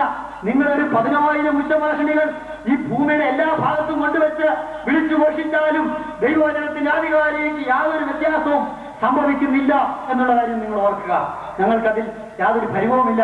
കാര്യം നിങ്ങൾ അടിക്കുന്നതിനനുസരിച്ച് ഇത് ഉയർന്നുകൊണ്ടേയിരിക്കും. നിങ്ങൾക്കറിയാമോ, ക്രിസ്തു സഭയുടെ ഏറ്റവും വളക്കൂറുള്ള മണ്ണെന്ന് പറയുന്നത് അത് പീഡകളുടെ മണ്ണാണ്, പ്രതികൂലങ്ങളുടെ മണ്ണാണ്. എവിടെയൊക്കെ സഭ പീഡിപ്പിക്കപ്പെട്ടിട്ടുണ്ടോ അവിടെയൊക്കെ സഭ ശക്തമായി വളർന്നിട്ടുണ്ട്. എവിടെയൊക്കെ സഭയ്ക്കെതിരെ ആക്ഷേപം ഉയർന്നിട്ടുണ്ടോ അവിടെയൊക്കെ സഭ വളർന്നിട്ടുണ്ട്. നിങ്ങളറിയുക, സഭ പണിയുന്നത് ഞങ്ങളല്ല, സഭയുടെ നാഥനായ യേശു കർത്താവാണ്. അതുകൊണ്ടാണ് വേദപുസ്തകം പറയുന്നത്, ഞാൻ എന്റെ സഭയെ പണിയും, പാതാള ഗോപുരങ്ങൾ അതിനെ ജയിക്കില്ല. അത് ആർക്കും സാധ്യമല്ല. സഹോദരങ്ങളെ, ഞാൻ വീട്ടിക്കൊണ്ട് പോകാതെ ഒത്തിരി കാര്യങ്ങൾ ഇവർ നമ്മുടെ സഭയ്ക്കെതിരായി ആരോപിച്ചിട്ടുണ്ട്. അതൊക്കെ നമുക്ക് കാര്യമായ രീതിയിൽ മറുപടി പറയാൻ ഞങ്ങൾക്ക് താല്പര്യമുണ്ട്. നിങ്ങൾ ശ്രദ്ധയോടെ കേൾക്കണം. മുസ്ലിം സഹോദരന്മാരോട് ഞാനൊരു വാക്കുകൂടെ പറയട്ടെ. നിങ്ങൾ മിസ്റ്റർ എം.എം. അക്ബറും കൂട്ടരും പ്രസംഗിച്ച വചനം കേട്ടു, ആവേശം കൊണ്ടില്ലേ? അതിന്റെ മറുവശം ഞങ്ങൾ പറയാം, നിങ്ങൾ കേൾക്കണം. സത്യം അറിയാൻ നിങ്ങൾക്ക് താല്പര്യമുണ്ടെങ്കിൽ. കാരണം എന്റെ അടുക്കൽ വന്ന സഹോദരന്മാർ എന്നോട് ആദ്യം പറഞ്ഞത് സത്യാന്വേഷകരാണ്. അതുകൊണ്ട് നമുക്ക് സത്യം സംസാരിക്കാം, നമ്മുടെ സംസാരിക്കാം എന്ന് പറഞ്ഞാണ് ഞങ്ങൾ ചില മണിക്കൂർ സംസാരിച്ചത്. അപ്പൊ സത്യം അറിയുവാനാണ് നിങ്ങൾക്ക് താല്പര്യമെങ്കിൽ വഴിയും സത്യവും ജീവനുമായ യേശുവിനെ ഞങ്ങൾ ഇന്ന് രാത്രി ഇവിടെ ഉയർത്തുക. ലോകത്തിൽ മറ്റൊരു സത്യം ഇല്ല, ഒരു സത്യമേ ഉള്ളൂ. The truth, that is Jesus Christ. അത് യേശു കർത്താവാണ്. ആ കർത്താവ് വിശ്വസിക്കുവാൻ ഞങ്ങൾ നിങ്ങൾ ആഹ്വാനം ചെയ്യുകയാണ്. അതുകൊണ്ട് നിങ്ങൾ ദയവായി നിങ്ങളെ ആരും ഒരു വശം മാത്രം കേൾക്കാതെ രണ്ടു വശവും കേട്ടിട്ട് ന്യായമായ രീതിയിൽ നിങ്ങൾക്ക് തെരഞ്ഞെടുക്കാം എന്ന് ഞാൻ നിങ്ങളോട് അഭ്യർത്ഥിക്കുക. ഇന്ന് പകൽക്കാലം, ഇന്ന് ഈ സന്ധ്യാസമയത്ത് ദൈവം സംസാരിക്കുന്ന കഥാദാസിനെ പരിചയപ്പെടുന്ന എനിക്ക് വളരെ സന്തോഷമുണ്ട്. വളരെ ആധികാരികമായി രീതിയിൽ അദ്ദേഹം സംസാരിക്കും. എനിക്ക് അദ്ദേഹത്തോട് വളരെ ബഹുമാനമുണ്ട്. ഞങ്ങൾ തമ്മിൽ ചില നാളുകളായി വളരെ പരിചയമുള്ള ഒരു ദൈവദാസനാണ് ഡോക്ടർ ജോൺസൺ സിസിൽ. അദ്ദേഹം ഇന്ന് വൈകുന്നേരം ദൈവം സംസാരിക്കുമ്പോൾ എനിക്കുള്ള പ്രത്യേക സന്തോഷം എന്ന് പറയുന്നത്, മിസ്റ്റർ എം.എം. അക്ബറുമായി അദ്ദേഹം മുഖാമുഖ സംവാദം നടത്തിയ വ്യക്തിയാണ്. അതിന്റെ കാസറ്റ് ഈച്ച് ഓഫ് ട്രൂത്തുകാർ ആത്മാർത്ഥമുള്ളവരാണെങ്കിൽ അത് പബ്ലിഷ് ചെയ്യണം. അത് വീഡിയോ പിടിച്ചിട്ടുണ്ട്, അവർ പ്രസിദ്ധീകരിക്കാൻ ഞാൻ വിശ്വസിക്കുന്നു. ഇല്ലെങ്കിൽ ഞങ്ങൾ അതിന്റെ കോപ്പി ഞങ്ങളുടെ ചോദിച്ചിട്ടുണ്ട്. അദ്ദേഹമാണെന്ന് രാത്രി അദ്ദേഹം നല്ല അറിയപ്പെടുന്ന ഒരു ദൈവശാസ്ത്രജ്ഞനാണ്. സെക്കുലർ വിധത്തിലും തിയോളജിക്കലും നല്ല വിദ്യാഭ്യാസമുള്ള അനുഗ്രഹിക്കപ്പെട്ട ഒരു ദിവസം ധാരാളം പുസ്തകങ്ങൾ എഴുതുവാൻ, പല ഗ്രന്ഥങ്ങൾക്ക് നേതൃത്വം കൊടുക്കുവാൻ അദ്ദേഹത്തിന് കഴിഞ്ഞിട്ടുണ്ട്. വളരെ പാണ്ഡിത്യമുള്ള ഒരു ദേവദാസനാണ് എന്നതിൽ എനിക്ക് അഭിമാനമുണ്ട്.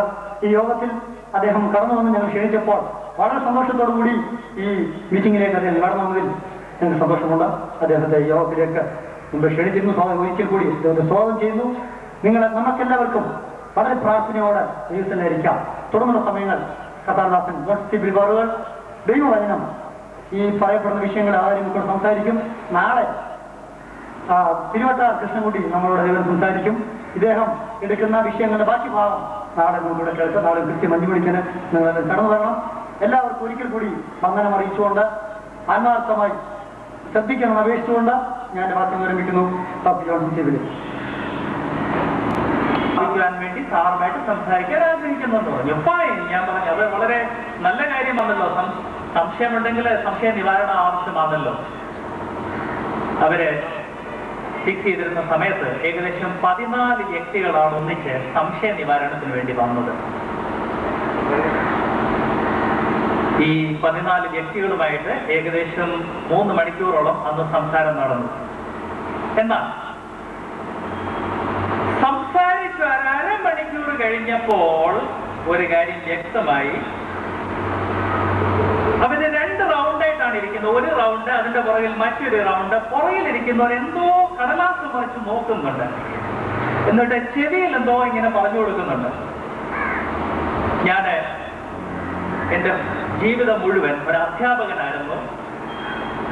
സംശയം സ്റ്റുഡൻസിനോട് ചോദിക്കുന്നതും സംശയ നിവാരണത്തിന് വേണ്ടി മറുപടി പറയുന്നത് അത് പരിചയമുള്ള ഒരു കാര്യമായിരുന്നു. ഇങ്ങനെ കടലാസ് നോക്കി രഹസ്യമായിട്ട് സംസാരിച്ച് ചെവി പറഞ്ഞു കൊടുത്ത് ചോദ്യം ചോദിക്കുന്ന ഒരു സിസ്റ്റം സത്യാന്വേഷികളുടെ ഇടയ്ക്ക് കണ്ടിട്ടില്ല.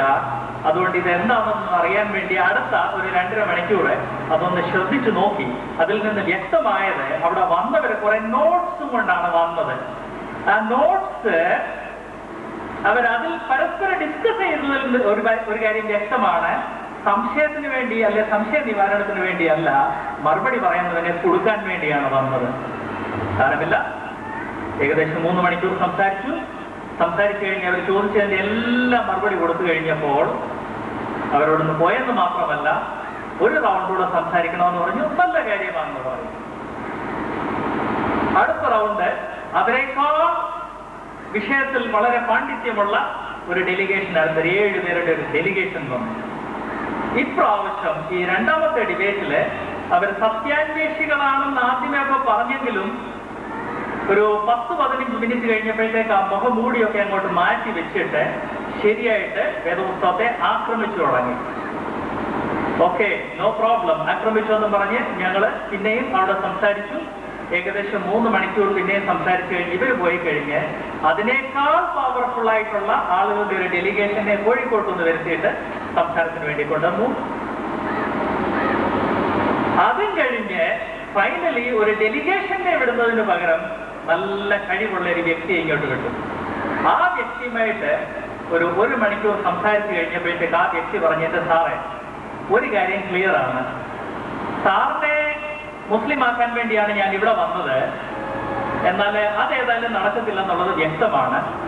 എന്നാൽ എൻ്റെ ലൈഫില് ഇങ്ങനെയുള്ള ഡിബേറ്റ്സിലൊന്നും അങ്ങനെ തോറ്റിട്ടില്ല. നിങ്ങളോടൊക്കെ ചോദിക്കാൻ വേണ്ടി ഞങ്ങള് തയ്യാറാക്കിയ ഒരു ചോദ്യങ്ങളുടെ സെറ്റ് തന്നെ എൻ്റെ കയ്യിൽ ഉണ്ടല്ലോ എന്ന്.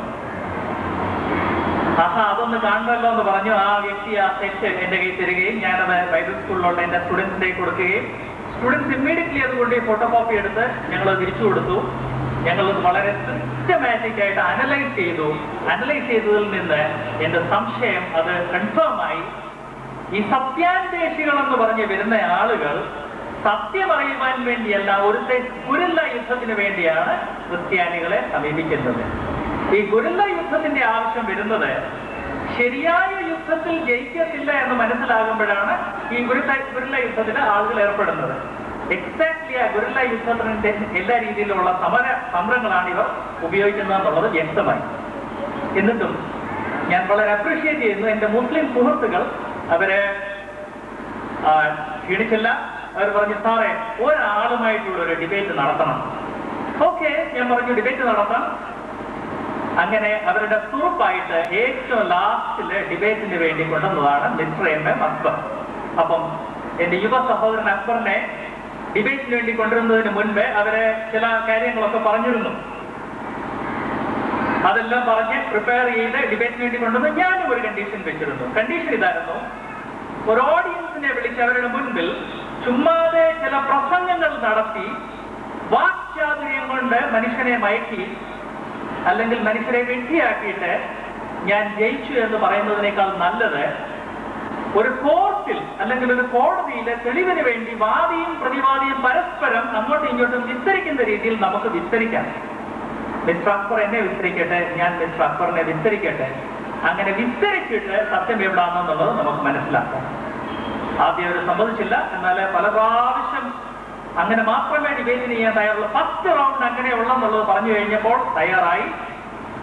ചില മാസങ്ങൾക്ക് മുൻപ് ബൈബിളിന്റെ ദൈവികതയിൽ ഞാൻ എന്തുകൊണ്ട് വിശ്വസിക്കുന്നു എന്നുള്ള വിഷയത്തെക്കുറിച്ച് ഞാനും എന്റെ യുവ സഹോദരൻ മിസ്റ്റർ MM അക്ബറും തമ്മിലൊരു ഡിബേറ്റ് നടന്നു.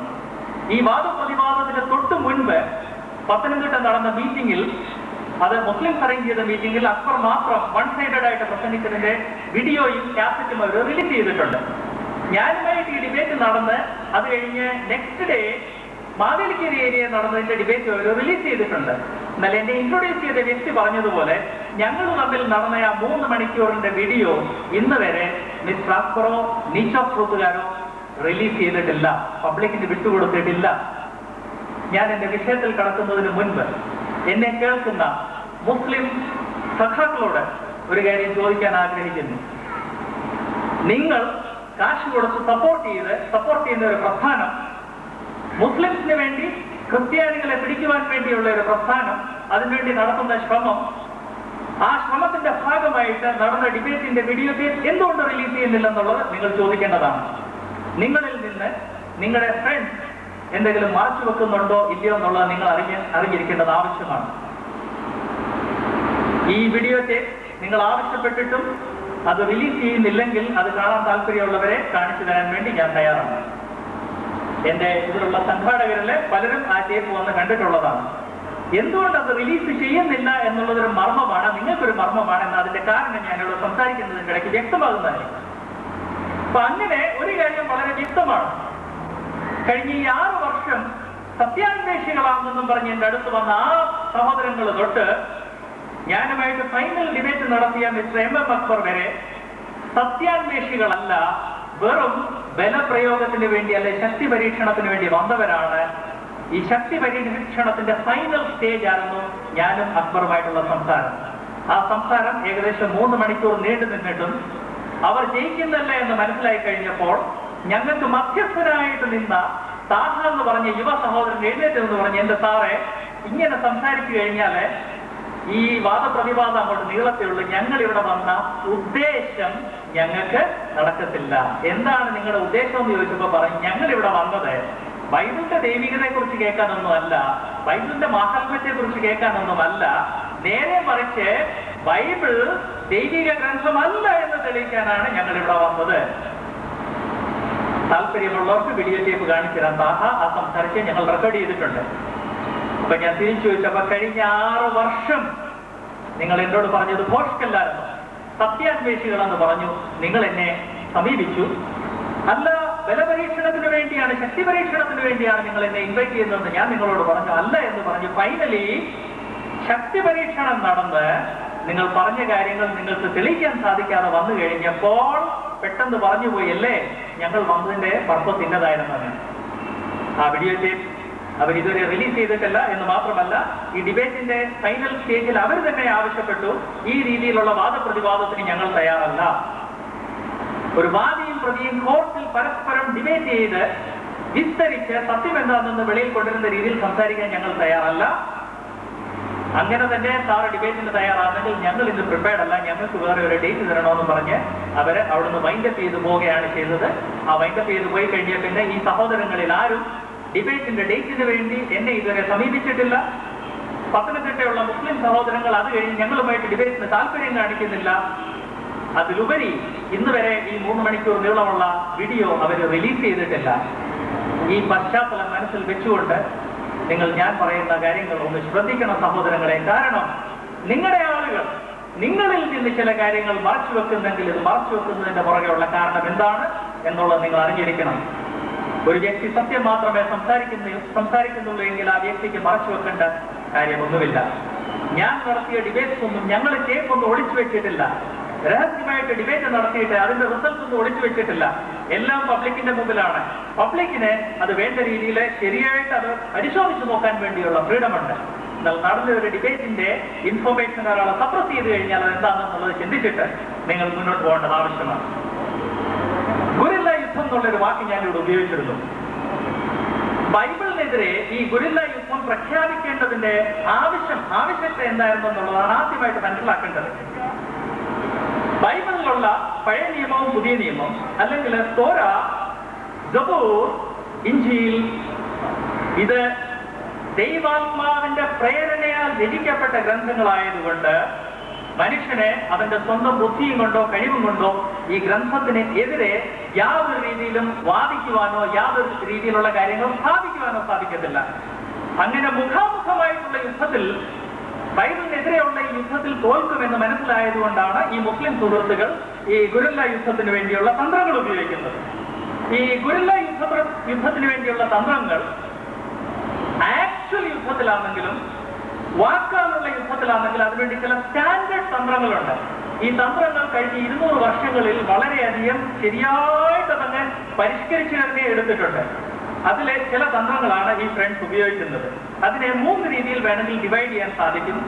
ആദ്യമായിട്ട് ഞാൻ ഇവർ ഏത് തന്ത്രമാണ് ഉപയോഗിക്കുന്നത് എന്നുള്ളതാണ് നിങ്ങളോട് പറയാൻ ആഗ്രഹിക്കുന്നത്. ഒന്നാമത് സാമൂഹ്യ തലത്തിലുള്ള ചില തന്ത്രങ്ങളാണ് ഇവർ ഉപയോഗിക്കുന്നത്. രണ്ടാമത് പ്രസംഗവേദിയിലുള്ള ചില അഭ്യാസങ്ങളും തന്ത്രങ്ങളും ഇവർ യൂസ് ചെയ്യുന്നുണ്ട്. 3 സംവാദത്തിലെ ഇവർ ചില രീതിയിലുള്ള തന്ത്രങ്ങൾ കാണിക്കുന്നു. ഈ 3 രീതിയിലുള്ള തന്ത്രങ്ങൾ മനസ്സിലായെങ്കിൽ മാത്രമേ ഇവർ എന്താണ് ഈ ചെയ്യുന്നതെന്നുള്ളത് വ്യക്തമാകത്തുള്ളൂ. അതിൽ ആദ്യമായിട്ട് സാമൂഹ്യ തലത്തിലുള്ള തന്ത്രങ്ങൾ എന്താണെന്നുള്ളത് നാം ഒന്ന് അറിഞ്ഞിരിക്കേണ്ടത് ആവശ്യമാണ്. സാമൂഹ്യ തലത്തിൽ ഇവർ ഉപയോഗിക്കുന്ന അല്ലെങ്കിൽ ഈ ഗുരില്ല യുദ്ധത്തിന് വേണ്ടി ഉപയോഗിക്കുന്ന ഒന്നാമത്തെ തന്ത്രം ക്രിസ്ത്യവിശ്വാസത്തെ ചോദ്യം ചെയ്യുന്നവരും അതുപോലെ ഇങ്ങനെ മൈതാനത്തിലൊക്കെ മീറ്റിംഗ് നടത്തി ക്രിസ്ത്യൻ ബൈബിളിനെ കുറിച്ച് ചോദ്യം ചെയ്യുന്നവരൊക്കെ ഇവരെ ബൈബിളിലും എഡ്യൂക്കേഷന്റെ കാര്യത്തിലും ബൈബിൾ എഴുതപ്പെട്ട മൂലഭാഷകളിലും സംസ്കൃതത്തിലും ഗ്രീക്കിലും എബ്രായ ഭാഷയിലും ഒക്കെ വലിയ അഗാധ പണ്ഡിതമുള്ളവരാണെന്നുള്ള ഒരു ധാരണ ജനറൽ പബ്ലിക്കിന് കൊടുക്കുന്നു. ഈ ഡിബേറ്റ് നടക്കുന്നതിന് മുൻപ് തന്നെ ഈ ഐഡിയ അങ്ങ് പബ്ലിക്കിന്റെ ഇടയ്ക്ക് അങ്ങ് സ്പ്രെഡ് ചെയ്യുകയാണ്. അപ്പൊ പബ്ലിക് അവിടെ വരുമ്പോൾ ഇൻട്രൊഡക്ഷൻ ഒന്നുമില്ല, ആൾ വന്ന് നേരെ അങ്ങ് സംസാരിക്കുകയാണ്.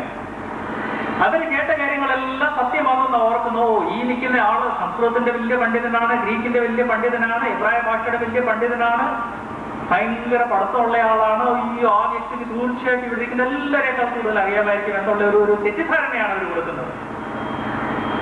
MM അക്ബറുമായിട്ടുള്ള എന്റെ ഡിബേറ്റിന് തൊട്ട് മുൻപ് പത്തനംതിട്ടയുള്ള പല മുസ്ലിം ഫ്രണ്ട്സ് അവിടെ എല്ലാം പ്രചരിപ്പിച്ച ഒരു കാര്യമാണ്. അവരെല്ലാം വന്ന് എന്റെ സ്റ്റുഡൻസിനോട് ചോദിച്ചു, ജോൺസൺ സാറിന് എന്ത് പഠിത്തമുണ്ടെന്നുള്ള സ്റ്റുഡൻസ് പറഞ്ഞു. ഓ അത് ശരി, ഞങ്ങളുടെ ഡിബേറ്റിന് വേണ്ടി സാറിന്റെ അഗൈൻസ്റ്റ് ഇറക്കാൻ പോകുന്ന MM അക്ബർ ഫിസിക്സ് ആണ് പഠിച്ചിരിക്കുന്നത്, ഫിസിക്സിൽ MSc ആണ്. ഞങ്ങൾ തമ്മിലുള്ള ഡിബേറ്റ് സ്റ്റാർട്ട് ചെയ്തപ്പോൾ ഒരു സ്റ്റേജിൽ വന്നപ്പോൾ ഞാൻ ചോദിച്ചു, ഇത് വീഡിയോ ടേപ്പിലുണ്ട്, നിങ്ങൾ മനസ്സിലാക്കിയിരിക്കണം, ഈ വീഡിയോ ടേപ്പ് റിലീസ് ചെയ്യാൻ വേണ്ടി നിച്ച് ഓഫ് ട്രൂത്തിൽ അവിടെ നിങ്ങൾ ആവശ്യപ്പെടേണ്ടതാണ്. ആ വീഡിയോ ടേപ്പിൽ ഞാൻ ചോദിച്ചു, സഹോദരന് MSc ഫിസിക്സ് ആണെന്ന് കേൾക്കുന്നത് സത്യമാണോ? മറുപടി പറഞ്ഞു ഉവ്വ്.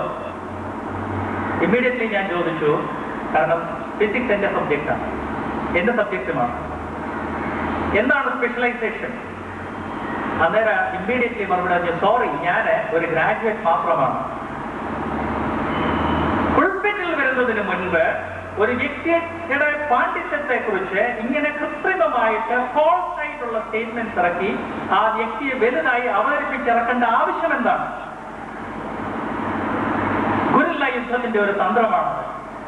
ആദ്യമേ നമുക്ക് എതിരെയുള്ള ആളുകളൊന്ന് പേടിപ്പിക്കുക, അവരുടെ മനസ്സിൽ ഭീതി വന്നു കഴിഞ്ഞാൽ പിന്നെ യുദ്ധത്തിന് വേണ്ട ആ ധൈര്യം അവർക്കുണ്ടാകത്തില്ല. ഈ ഡിബേറ്റ് കഴിഞ്ഞും പലരും വന്ന് എന്റെ സ്റ്റുഡൻസിനോടൊക്കെ പറഞ്ഞു, ഓ ആ ഡിബേറ്റ് നടന്നു, ഞങ്ങളുടെ നിങ്ങളുടെ സാറിനെയൊക്കെ തോപ്പിച്ചു. സ്റ്റുഡൻസ് എല്ലാം മറുപടി പറഞ്ഞല്ലോ, ഞങ്ങൾ വീഡിയോ ടേപ്പ് കണ്ട, നിങ്ങൾ വീഡിയോ ടേപ്പ് കണ്ടതാണോ? അതിന് മറുപടിയില്ല. ഇതേ ഡിബേറ്റ് നടന്നുകൊണ്ടിരുന്ന സമയത്ത് തന്നെ ഇവരിൽ ചിലര്, അതുപോലെ തന്നെ ഇവിടെ നടന്ന രീതിയിലുള്ള മീറ്റിംഗ്സിലെ ഇവരിൽ ചിലര് ബൈബിളിൽ നിന്നുള്ള ഉദ്ധരണികളൊക്കെ എടുത്തിട്ട് ഗ്രീക്കിൽ ഇങ്ങനെ പറഞ്ഞിരിക്കുന്നു, സംസ്കൃതത്തിലുള്ള പദങ്ങളും ചിലർ ഉദ്ധരിക്കാറുണ്ട്, എബ്രായ ഭാഷയിൽ ഇങ്ങനെ പറഞ്ഞിരിക്കുന്നതെല്ലാം പറഞ്ഞു കഴിയുമ്പോൾ ആളുകൾ പേടിച്ചു പോവുകയാണ്. ഞാനും അക്ബറും തമ്മിലുള്ള ഡിബേറ്റ് നടന്ന് അത് കഴിഞ്ഞ് എന്റെ ഒരു ക്രിസ്ത്യൻ ഫ്രണ്ട് തന്നെ എന്നോട് വന്നത്, അച്ഛ ഈ അക്ബറിനെ ഇവിടെ കൊണ്ടുവന്ന യുവ സഹോദരന്മാരിൽ ഒരാൾ വന്ന് എന്നോട് പറഞ്ഞു, എന്റെ വീട്ടിലുണ്ട് ഗ്രീക്ക് ന്യൂ ടെസ്റ്റ്മെന്റ്. അപ്പം ആ ക്രിസ്ത്യൻ യുവാവ് എന്നോട് പറഞ്ഞു, അച്ഛ അത് കേട്ട് കഴിഞ്ഞപ്പോ ഞാൻ പേടിച്ചു പോയി, കാരണം ഗ്രീക്കിന്റെ അക്ഷരമാല പോലും ഞാൻ പഠിച്ചിട്ടില്ല. അപ്പൊ ഇവരെ ക്രിസ്ത്യ വിശ്വാസത്തിനെതിരെ സംസാരിക്കുന്ന ഇവർ ചിലപ്പോൾ ഗ്രീക്ക് ശരിയായിട്ട് പഠിച്ചു കാണും. ഇവരെ ഗ്രീക്ക് ന്യൂ ടെസ്റ്റ്മെന്റ് കാണും കൊണ്ടുവന്ന് എന്റെ മുമ്പിൽ വെച്ച് കഴിഞ്ഞാൽ ഞാൻ കറങ്ങിപ്പോ. അതുകൊണ്ട് ഈ സഹോദരനെ ഗ്രീക്ക് അറിയാമെന്ന് പറഞ്ഞപ്പോൾ തൊട്ട് ഞാൻ പിന്നെ പുള്ളിയോട് മിണ്ടാറുണ്ട്. ഇന്നാണ് മനസ്സിലായ വസ്തുത എന്താണെന്ന്. വസ്തുത എങ്ങനെയാണ് മനസ്സിലായത്? ഞങ്ങൾ തമ്മിൽ നടന്ന ഡിബേറ്റില് ഗ്രീക്കിന്റെ ന്യൂ ടെസ്റ്റ്മെന്റും ഗ്രീക്കിലുള്ള വേദപുസ്തകവും എബ്രായ ഭാഷയിലുള്ളതും അറബിക് ഭാഷയിലുള്ളതും ഞങ്ങൾ അവിടെ വെച്ചിരുന്നു. അത് വന്ന് കൈകാര്യം ചെയ്യുവാൻ വേണ്ടിയുള്ള ഒരു നിമന്ത്രണം അവർക്ക് ലഭിച്ചിരുന്നു. എന്നാൽ ഇവരാരും വന്ന് അത് തൊട്ടു നോക്കിയില്ല. എന്താണ് ഗ്രീക്കിൽ ഇന്നത് പറഞ്ഞിട്ടുണ്ടെന്ന് പറയുന്നതും ഗ്രീക്കിന്റെ ന്യൂ ടെസ്റ്റ്മെന്റ് എടുത്തു കഴിഞ്ഞാൽ ഒരു പേജ് അത് വായിച്ച് ഇതിന്റെ അർത്ഥം പറഞ്ഞാലോ എന്ന് പറഞ്ഞു കഴിഞ്ഞാൽ രണ്ടും തമ്മിൽ ഡിഫറൻസ് ആണ്. അത് മനസ്സിലാക്കി ഇവരാരും തൊട്ടില്ല. അപ്പൊ അങ്ങനെ സാമൂഹ്യ തലത്തിൽ വലിയൊരു ഫ്രോഡ് നടക്കുന്നുണ്ട്. ക്രിസ്ത്യ വിശ്വാസത്തിനെതിരെ ആർഗ്യൂ ചെയ്യുന്ന ആളുകള് ക്രിസ്ത്യാനികളെക്കാൾ കൂടുതൽ ബൈബിൾ അറിയുന്നു, ക്രിസ്ത്യാനികളെക്കാൾ കൂടുതൽ ഗ്രീക്ക് പഠിച്ചിട്ടുണ്ട്, ക്രിസ്ത്യാനികളെക്കാൾ കൂടുതൽ ഹീബ്രു പഠിച്ചിട്ടുണ്ട്, അതുകൊണ്ട് ഇവരോടൊന്നും മിണ്ടരുത്, ഇവർ ചോദിച്ചു നിങ്ങളെ സൈലന്റ് ആക്കുമെന്നുള്ള ഒരു തെറ്റിദ്ധാരണ, ഒരു ഫ്രോഡ് നടക്കുന്നുണ്ട്. ആ ഫ്രോഡ് നമ്മൾ മനസ്സിലാക്കിയിരിക്കേണ്ടത് ആവശ്യമാണ്. ഈ ഫ്രോഡ് നടത്താൻ വേണ്ടി ഇവർ ചില ക്രിസ്ത്യാനികളെ കൂട്ടുപിടിക്കുന്നുണ്ട്. അത് ഞാൻ പിന്നെ പറയുന്നതായിരിക്കും. ഇവരിരിക്കുന്ന ക്രിസ്ത്യൻസിനോട് ഒരു കാര്യം പറയാൻ ആഗ്രഹിക്കുന്നു. നിങ്ങളുടെ വീടുകളിൽ ഇങ്ങനെയുള്ള ആളുകൾ വന്ന് ബൈബിളിൽ അങ്ങനെയാണ് പറഞ്ഞിരിക്കുന്നത്, ഗ്രീക്കിൽ ഇന്നതുപോലെ പറഞ്ഞിട്ടുണ്ട്, ഹിബ്രു ലാംഗ്വേജിൽ ഇന്നതുപോലെ പറഞ്ഞിട്ടുണ്ട്, അതുപോലെ തന്നെ യേശു ക്രിസ്തു ഇന്നതുപോലെ ഒരു വ്യക്തിയെ വിടുന്നതായിരിക്കും. പാരാക്ലേറ്റോസ് എന്ന് പറഞ്ഞതിന്റെ അല്ലെങ്കിൽ ഒരു സഹായകൻ എന്നുള്ളതിന്റെ ഗ്രീക്കിൽ ഇങ്ങനെയാണ് എന്ന് പറയുമ്പോൾ നിങ്ങളിൽ പലരും മറുപടി പറയാൻ വിഷമിക്കാറുണ്ട്. ഈ വിഷമിക്കേണ്ട ആവശ്യമൊന്നുമില്ല. ഒരു 3 രൂപയുടെ സ്റ്റാമ്പ് ഒട്ടിച്ച് ഒരു envelope brethren Bible institute Pathanamthitta എന്നുള്ള പേരിൽ അയച്ചു തന്നാൽ എബ്രായ ബൈബിളും ഗ്രീക്ക് ന്യൂ ടെസ്റ്റ്മെന്റിൽ നിന്നുള്ള ഓരോ പേജ് ഫോട്ടോ കോപ്പി എടുത്ത് ഞങ്ങൾ നിങ്ങൾക്ക് അയച്ചു തരുന്നതായിരിക്കും. അത് നിങ്ങൾക്ക് നല്ലതുപോലെ പരിചയമുള്ള ഒരു ദൈവഭാഗത്തിൽ നിന്നുള്ള ഒരു ഫോട്ടോ കോപ്പി ആയിരിക്കും ഞങ്ങൾ അയച്ചു തരുന്നത്. ഈ ഫോട്ടോ കോപ്പി അവരെ കാണിച്ചിട്ട്, ഓക്കെ നിങ്ങൾ ഗ്രീക്കിൽ പാണ്ഡിത്യമുള്ളവരല്ലേ, എബ്രായ ഭാഷയിൽ പാണ്ഡിത്യമുള്ളവരല്ലേ ഇതൊന്ന് വായിച്ചിട്ട് ഇതിന്റെ അർത്ഥം ഒന്ന് പറഞ്ഞു തന്നാൽ എന്ന് പറഞ്ഞാൽ ഇവരെത്ര പാണ്ഡിത്യമുള്ളവരാണ് എന്നുള്ളത് വളരെയധികം വ്യക്തമാകുന്നതായിരിക്കും. അങ്ങനെ സാമൂഹ്യ തലത്തിൽ ഇവർ ഉപയോഗിക്കുന്ന തന്ത്രങ്ങളാണിത്. പുൾപിറ്റിൽ ചില തന്ത്രങ്ങൾ ഉപയോഗിക്കാറുണ്ട്. പുൾപിറ്റിൽ ഉപയോഗിക്കുന്ന തന്ത്രങ്ങളിൽ ഒന്ന്, ക്രിസ്ത്യാനികളുടെ ഇടയ്ക്ക് നിന്ന് സെലക്ട് ചെയ്ത ചില ആളുകളെ മാത്രം വിളിച്ചുകൊണ്ടിരിക, എന്നിട്ട് അവരുമായിട്ട് വാദപ്രതിവാദം നടത്തുക. ക്രിസ്ത്യാനി എന്ന് പറഞ്ഞു കഴിഞ്ഞാൽ എല്ലാ ക്രിസ്ത്യാനികളും ഒരേ രീതിയിലുള്ള ക്രിസ്ത്യാനികളല്ല. ക്രിസ്ത്യാനികളുടെ ഇടയ്ക്ക് തന്നെ 4 കാറ്റഗറീസ് ഉണ്ട്. ബൈബിൾ തന്നെ 4 കാറ്റഗറീസ് ആയിട്ട് ഇവരെ ഡിവൈഡ് ചെയ്യുന്നുണ്ട്. ബൈബിൾ പറയുന്ന 1 സത്യ ക്രിസ്ത്യാനികളുണ്ട്, 2 മൂഢന്മാരായ ക്രിസ്ത്യാനികളുണ്ട്, 3 നായ എന്ന് തന്നെ അഭിസംബോധന ചെയ്യേണ്ട ആവശ്യമുള്ള ക്രിസ്ത്യാനികളുണ്ട്, 4 പന്നി എന്ന് അഭിസംബോധന ചെയ്യേണ്ട ക്രിസ്ത്യാനികളുണ്ട്. അപ്പൊ അങ്ങനെ ബൈബിൾ തന്നെ പറയുന്ന ക്രിസ്ത്യാനികൾ 4 രീതിയിലുള്ളതുണ്ട്.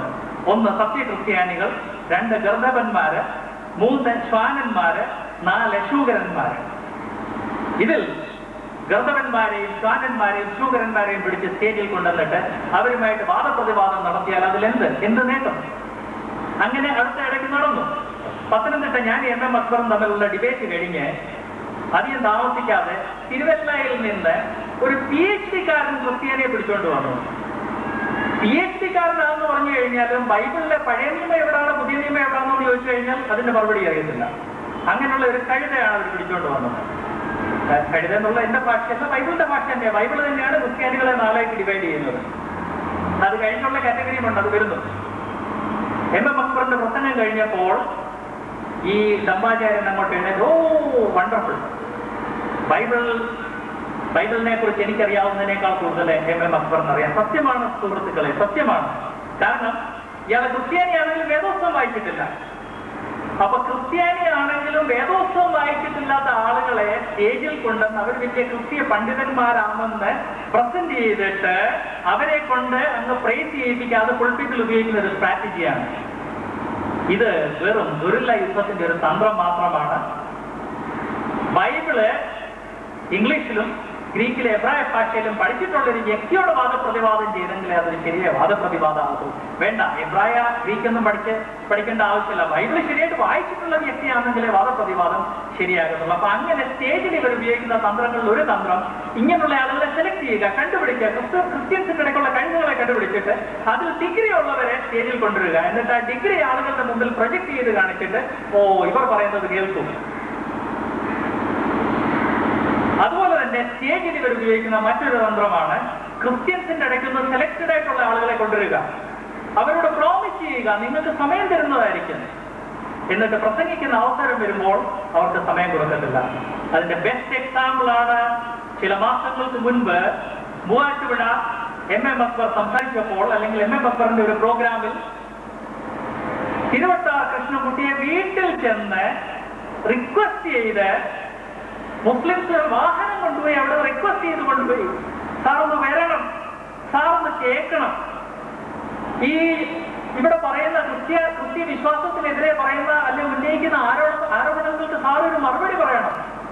കൃഷ്ണൻകുട്ടി പറഞ്ഞു, എനിക്കിതിൽ വലിയ താല്പര്യമൊന്നുമില്ല, നിങ്ങൾ ആരാണെന്നുള്ളത് എനിക്ക് വ്യക്തമായിട്ട് അറിയാം. അല്ല സാറേ, ഞങ്ങള് അവിടെ ആ പ്രാസംഗ്യൻ ബൈബിളിനെ കുറിച്ച് സംസാരിക്കുവാൻ എത്ര സമയമെടുക്കും അത്രയും സമയം തന്നെ താങ്കൾക്ക് തരുന്നതായിരിക്കുന്നു. ഒടുവിൽ ഈ പ്രാവശ്യം ഇവർ സത്യമായിരിക്കും സംസാരിക്കുന്നതെന്ന് കണ്ട് കൃഷ്ണൻകുട്ടി അവരുടെ കൂടെ പോയി അവിടെ ചെന്നു. ഡിബേറ്റ് മുഴുവൻ കേട്ടു. ഡിബേറ്റ് തീർന്നു കഴിഞ്ഞപ്പോൾ ഓക്കെ, ഇതിന് ഞാൻ മറുപടി പറയാമെന്ന് കൃഷ്ണൻകുട്ടി പറയാൻ തുടങ്ങിയപ്പോഴത്തേക്ക് അവർ പറഞ്ഞു, സാർ ഇന്ന് സമയമില്ല, അതുകൊണ്ട് സാറിന് സംശയം വല്ലതും ഉണ്ടെങ്കിൽ ചോദിക്കാം. ഞാനൊരു കാര്യം ഓർപ്പിക്കട്ടെ, മുസ്ലിം ഫ്രണ്ട്സിനോട് ഒരു കാര്യം പറയട്ടെ, ഒരു ക്രിസ്ത്യാനിക്ക് ബൈബിളിനെ കുറിച്ച് എന്തെങ്കിലും സംശയം ചോദിക്കാനുണ്ടെങ്കിൽ അതിന് മറുപടി പറയുവാൻ വേണ്ടി ഞങ്ങൾക്ക് ധാരാളം പണ്ഡിതന്മാരുണ്ട്. അതും ബൈബിളിനെ കുറിച്ച് സംശയമുള്ള ഒരു വ്യക്തിയാണ് കൃഷ്ണൻകുട്ടി എന്ന് എനിക്ക് തോന്നുന്നില്ല.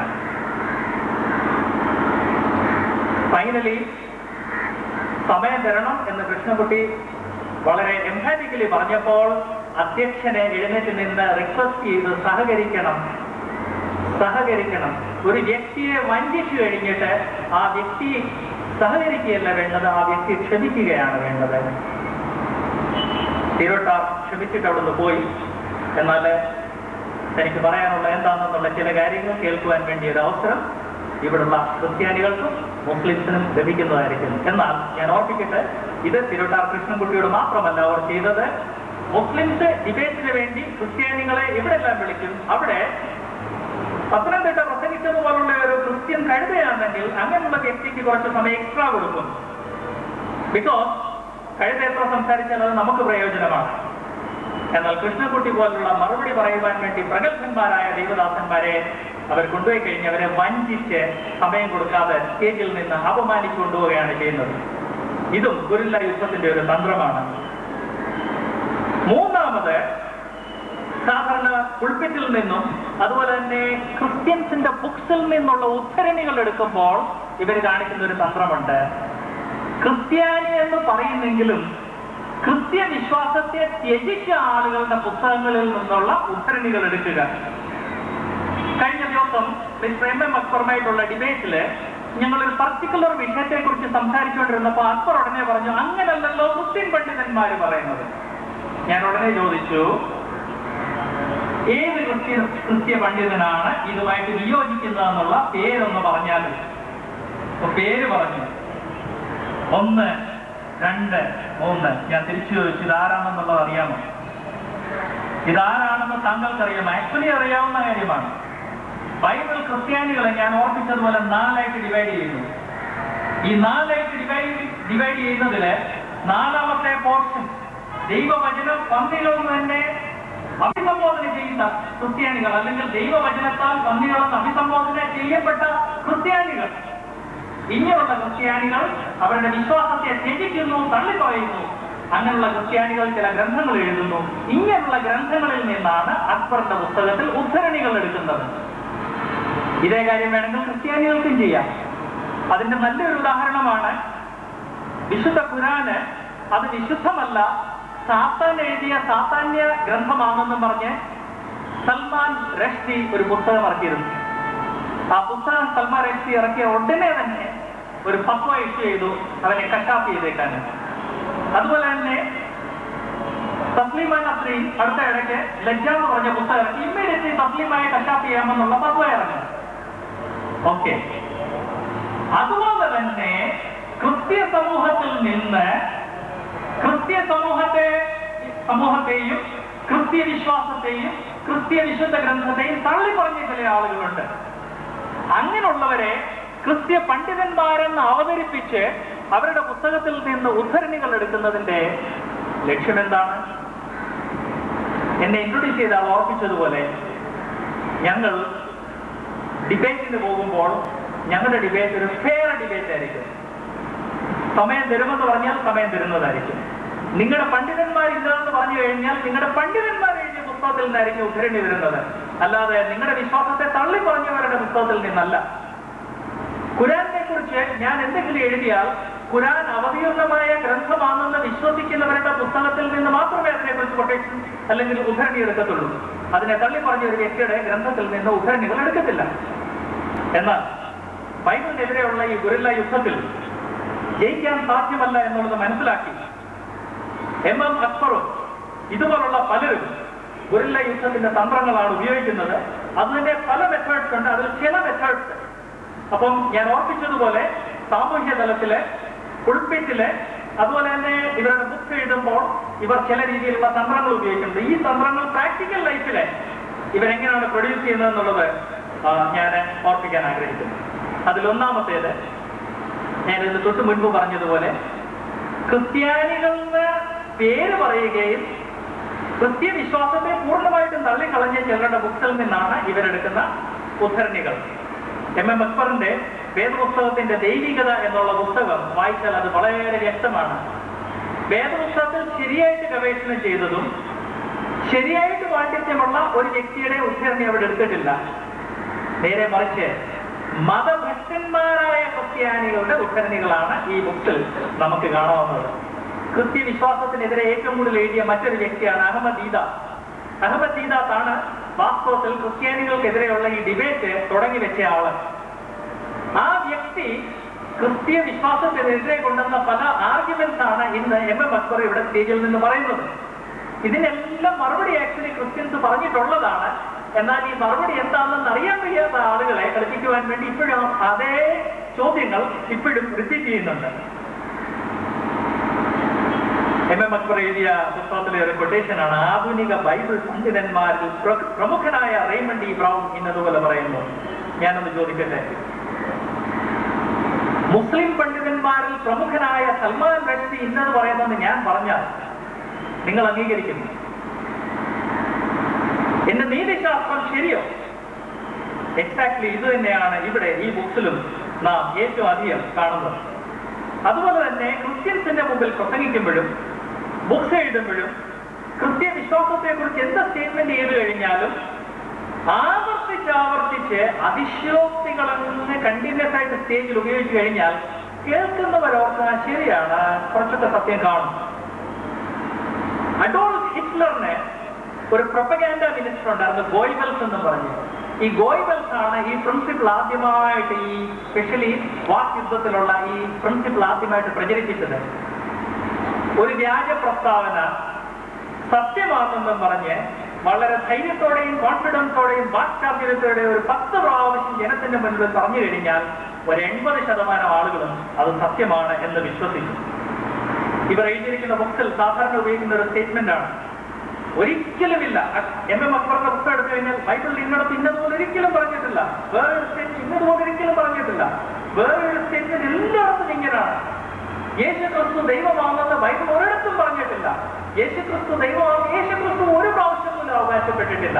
യേശുക്രിസ്തുവിന്റെ ശിഷ്യന്മാർ ഒരു പ്രാവശ്യം പറഞ്ഞിട്ടില്ല. അപ്പൊ അത് കേട്ട് കഴിയുമ്പോൾ മുസ്ലിംസ് അവരോർന്ന് വണ്ടർഫുൾ, ഞങ്ങളുടെ പ്രചാരകൻ ശരിയായിട്ട് ബൈബിൾ വായിച്ചിട്ടുണ്ട്, അതുകൊണ്ടാണ് ഈ പറയുന്നത്, ഒരിക്കലും ഒരിടത്തും പറഞ്ഞിട്ടില്ലെന്ന്. ക്രിസ്ത്യാനിയും ആ സമയത്തെ ആ ആവേശത്തിലാണ് അത് ശരിയായിരിക്കും എന്ന് വിശ്വസിച്ചു പോകുന്നു. സ്പെഷ്യലി ഇന്നത്തെ ജനറേഷനിലുള്ള ക്രിസ്ത്യാനികളോടൊരു വാക്ക് പറയട്ടെ. ക്രിസ്ത്യ വിശ്വാസത്തിനെതിരെ ആരെങ്കിലും ഒരു വാദപ്രതിവാദം കൊണ്ടുവന്നു കഴിഞ്ഞാൽ അത് സത്യമാണോ, അത് മിഥ്യയാണോ, അത് വ്യാജ പ്രസ്താവനയാണോ എന്നുള്ളത് അറിയാൻ വേണ്ടി നിങ്ങൾ ബൈബിൾ തുറന്ന് പരിശോധിച്ച് നോക്കേണ്ടത് ആവശ്യമാണ്. M.M. അക്ബർ തന്റെ പുസ്തകത്തിൽ പറഞ്ഞിരിക്കുന്ന ഒരു പ്രസ്താവനയാണ്, സത്യവേദ പുസ്തകത്തിൽ സത്യദൈവം എല്ലായ്പ്പോഴും ക്രിസ്തുവിൽ നിന്ന് ഭിന്നമായ ഒരു വ്യക്തിയാണ്. നേരെ മറിച്ച് സത്യവേദ പുസ്തകത്തിൽ ക്രിസ്തുവും ദൈവവും അല്ലെങ്കിൽ ക്രിസ്തു ദൈവമാണെന്നുള്ള ധാരാളം പ്രസ്താവനകളുണ്ട്. ഒരു പ്രസ്താവന പോലും ഇല്ലെന്നാണ് താൻ തന്റെ പുസ്തകത്തിൽ പറയുന്നത്. അത് പല പ്രാവശ്യം വായിച്ചു കഴിയുമ്പോൾ അത് സത്യമാണെന്ന് പലർക്കും തോന്നിച്ചു. അതുപോലെ തന്നെ അതിശയോക്തി അല്ലാതെ ഇവരുടെ പ്രസംഗങ്ങളിൽ കാണപ്പെടുന്ന മറ്റൊരു കാര്യമാണ്, യാതൊരു രീതിയിലും സ്ഥാപിക്കപ്പെടാത്ത ചില സിദ്ധാന്തങ്ങള് അത് വസ്തുതകളാണ് എന്നുള്ള രീതിയിൽ ആവർത്തിച്ചു പറയുക. M.M. അക്ബറിന്റെ ബൈബിളിന്റെ ദൈവികത എന്നുള്ള പുസ്തകത്തിന്റെ 25-ാം പേജിൽ താൻ പറയുന്നത്, ബൈബിളിന്റെ രചനയുമായിട്ട് ബന്ധപ്പെട്ട രേഖാ സിദ്ധാന്തം ഇന്ന് ബൈബിൾ പണ്ഡിതന്മാരുടെ ഇടയിൽ അംഗീകരിക്കപ്പെട്ടിരിക്കുന്ന ഒരു സിദ്ധാന്തമാണ്. ഈ രേഖാ സിദ്ധാന്തം എന്താണ് എന്നുള്ള ഡീറ്റെയിലിൽ നാം പോകേണ്ട ആവശ്യമില്ല. ഇത്രയും മനസ്സിലാക്കിയാൽ മതി. ബൈബിളിനെ എതിർക്കുന്ന ചില ആളുകൾ ബൈബിളിനെ എതിർക്കുവാൻ വേണ്ടി കെട്ടിച്ചമച്ച ഒരു സങ്കല്പം മാത്രമാണ്.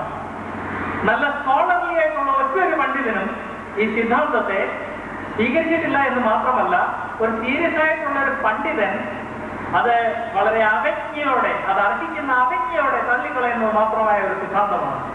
എന്നാൽ അക്ബർ തന്റെ പുസ്തകത്തിന്റെ 25-ാം പേജിൽ പറഞ്ഞിരിക്കുന്നത് പണ്ഡിതന്മാരെ എല്ലാവരും അംഗീകരിക്കുന്ന കാര്യമാണ്. അങ്ങനെ യാതൊരു രീതിയിലും സ്ഥാപിക്കപ്പെടാത്ത കാര്യങ്ങൾ അത് സ്ഥാപിക്കപ്പെട്ട വസ്തുതയാണെന്നുള്ളത് ഒരു 10 പ്രാവശ്യം പറയുമ്പോൾ ഒരു 80% ആളുകളെങ്കിലും സത്യമാണ് എന്ന് വിശ്വസിച്ചു പോകും. അതുപോലെ തന്നെ ഇതേ പുസ്തകത്തിൽ പറഞ്ഞിരിക്കുന്ന മറ്റൊരു സ്റ്റേറ്റ്മെന്റ് ആണ്, കൊലോസ്യ ലേഖനം 1-ാം അധ്യായത്തിന്റെ 15-ാം വാക്യത്തിലും 1 കൊരിന്ത്യർ 8-ാം അധ്യായത്തിന്റെ 6-ാം വാക്യം വായിച്ചു കഴിഞ്ഞാൽ ദൈവം ആദ്യമേ യേശുക്രിസ്തുവിനെ സൃഷ്ടിച്ചെന്ന് ബൈബിൾ പറയുന്നു. അപ്പം പുൾപിറ്റിൽ നിന്ന് ഒരു വ്യാജ പ്രസ്താവന ആരും പറയത്തില്ല എന്നൊരു പ്രതീക്ഷ ജനത്തിനുള്ളത് കൊണ്ട് ബൈബിളിൽ അങ്ങനെ പറഞ്ഞിട്ടുണ്ടായിരിക്കുമെന്ന് ചില ക്രിസ്ത്യാനികൾ ചിന്തിക്കുന്നു. ബൈബിൾ അങ്ങനെ തന്നെ പറയുന്നുണ്ട് എന്ന് മുസ്ലിം ഫ്രണ്ട്സും ചിന്തിക്കുന്നു. ബൈബിളിൽ ഇങ്ങനെയുള്ള സ്റ്റേറ്റ്മെന്റ്സ് ഇല്ല. എന്റെ ഫ്രണ്ട്സ്, നിങ്ങൾ ബൈബിൾ ഒന്ന് പരിശോധിച്ച് നോക്കണം. ഞങ്ങൾ നിങ്ങൾക്ക് കൊണ്ടുപോയി നിങ്ങളുടെ വീട്ടിൽ കൊണ്ടുപോയി പരിശോധിക്കാൻ വേണ്ടി ഇഞ്ചിലിന്റെ കോപ്പീസ് ഇവിടെ ലഭ്യമാക്കുന്നതായിരിക്കും. അതുപോലെ തന്നെ ഈ അക്ബറിന്റെ പുസ്തകത്തിൽ കാണുന്ന ഒരു കാര്യമാണ്, അടുത്ത ഇടയ്ക്ക് അടങ്ങിയ മറ്റൊരു പുസ്തകമാണ്. അതിൽ പറഞ്ഞിരിക്കുന്നത് യേശു ക്രിസ്തു ദൈവമാണെന്നുള്ള നിഗമനത്തിൽ തന്റെ ശിഷ്യന്മാർ ഒരിക്കലും എത്തിയിട്ടില്ല. അപ്പോ അത് വായിച്ചു കഴിയുമ്പം മുസ്ലിംസിന് വളരെ സന്തോഷം തോന്നും. കണ്ടോ, ബൈബിളിൽ നിന്ന് തന്നെ തെളിയിച്ചു കൊടുത്തില്ലേ യേശു ക്രിസ്തു ദൈവമല്ല, യേശു ക്രിസ്തുവിന്റെ ശിഷ്യന്മാർ യേശു ക്രിസ്തുവിനെ ദൈവമായിട്ട് ഒരിക്കലും അംഗീകരിച്ചിട്ടില്ല. നേരെ മറിച്ച് യേശു ക്രിസ്തുവിന്റെ 4 ജീവചരിത്രങ്ങൾ ബൈബിളിൽ ശേഖരിച്ചിരിക്കുന്നതിൽ 4ലും യേശു ക്രിസ്തുവിനെ ദൈവമായിട്ട് തന്റെ ശിഷ്യന്മാർ അംഗീകരിച്ചതും മനസ്സിലാക്കിയതും ധാരാളം പ്രസ്താവനകളുണ്ട്. എന്നാൽ ഇങ്ങനെ റിപ്പീറ്റ് ചെയ്ത് പറയുമ്പോൾ സത്യമായിരിക്കുമെന്ന് പലരും ചിന്തിച്ചു പോകുന്നു.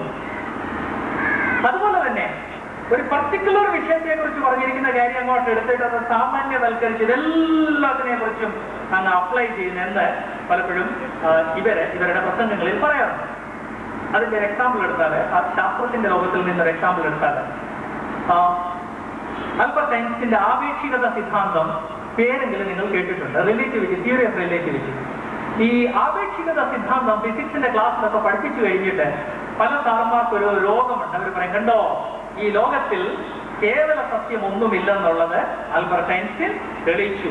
അതിനുവേണ്ടിയാണ് ആൽബർട്ട് ഐൻസ്റ്റീന്റെ നോബൽ സമ്മാനം കിട്ടിയത്. ഇത് കേൾക്കുമ്പോഴത്തേക്ക് കുട്ടികളങ്ങ് വണ്ടടിച്ചു. ശരിയാണ്, കേവല സത്യം ഒന്നുമില്ലെന്ന് ആപേക്ഷികത സിദ്ധാന്തത്തിൽ കൂടെ ഐൻസ്റ്റീൻ തെളിയിച്ചു. അതുകൊണ്ട് ഇനി കേവല സത്യം ഒന്നുമില്ല. 10 കൽപ്പനകളൊക്കെ പറയുന്ന അതൊന്നും നമ്മൾ സമ്മതിക്കേണ്ട ആവശ്യമില്ല. തന്നെ എന്താ, നോബൽ പ്രൈസ് കിട്ടിയില്ലേ?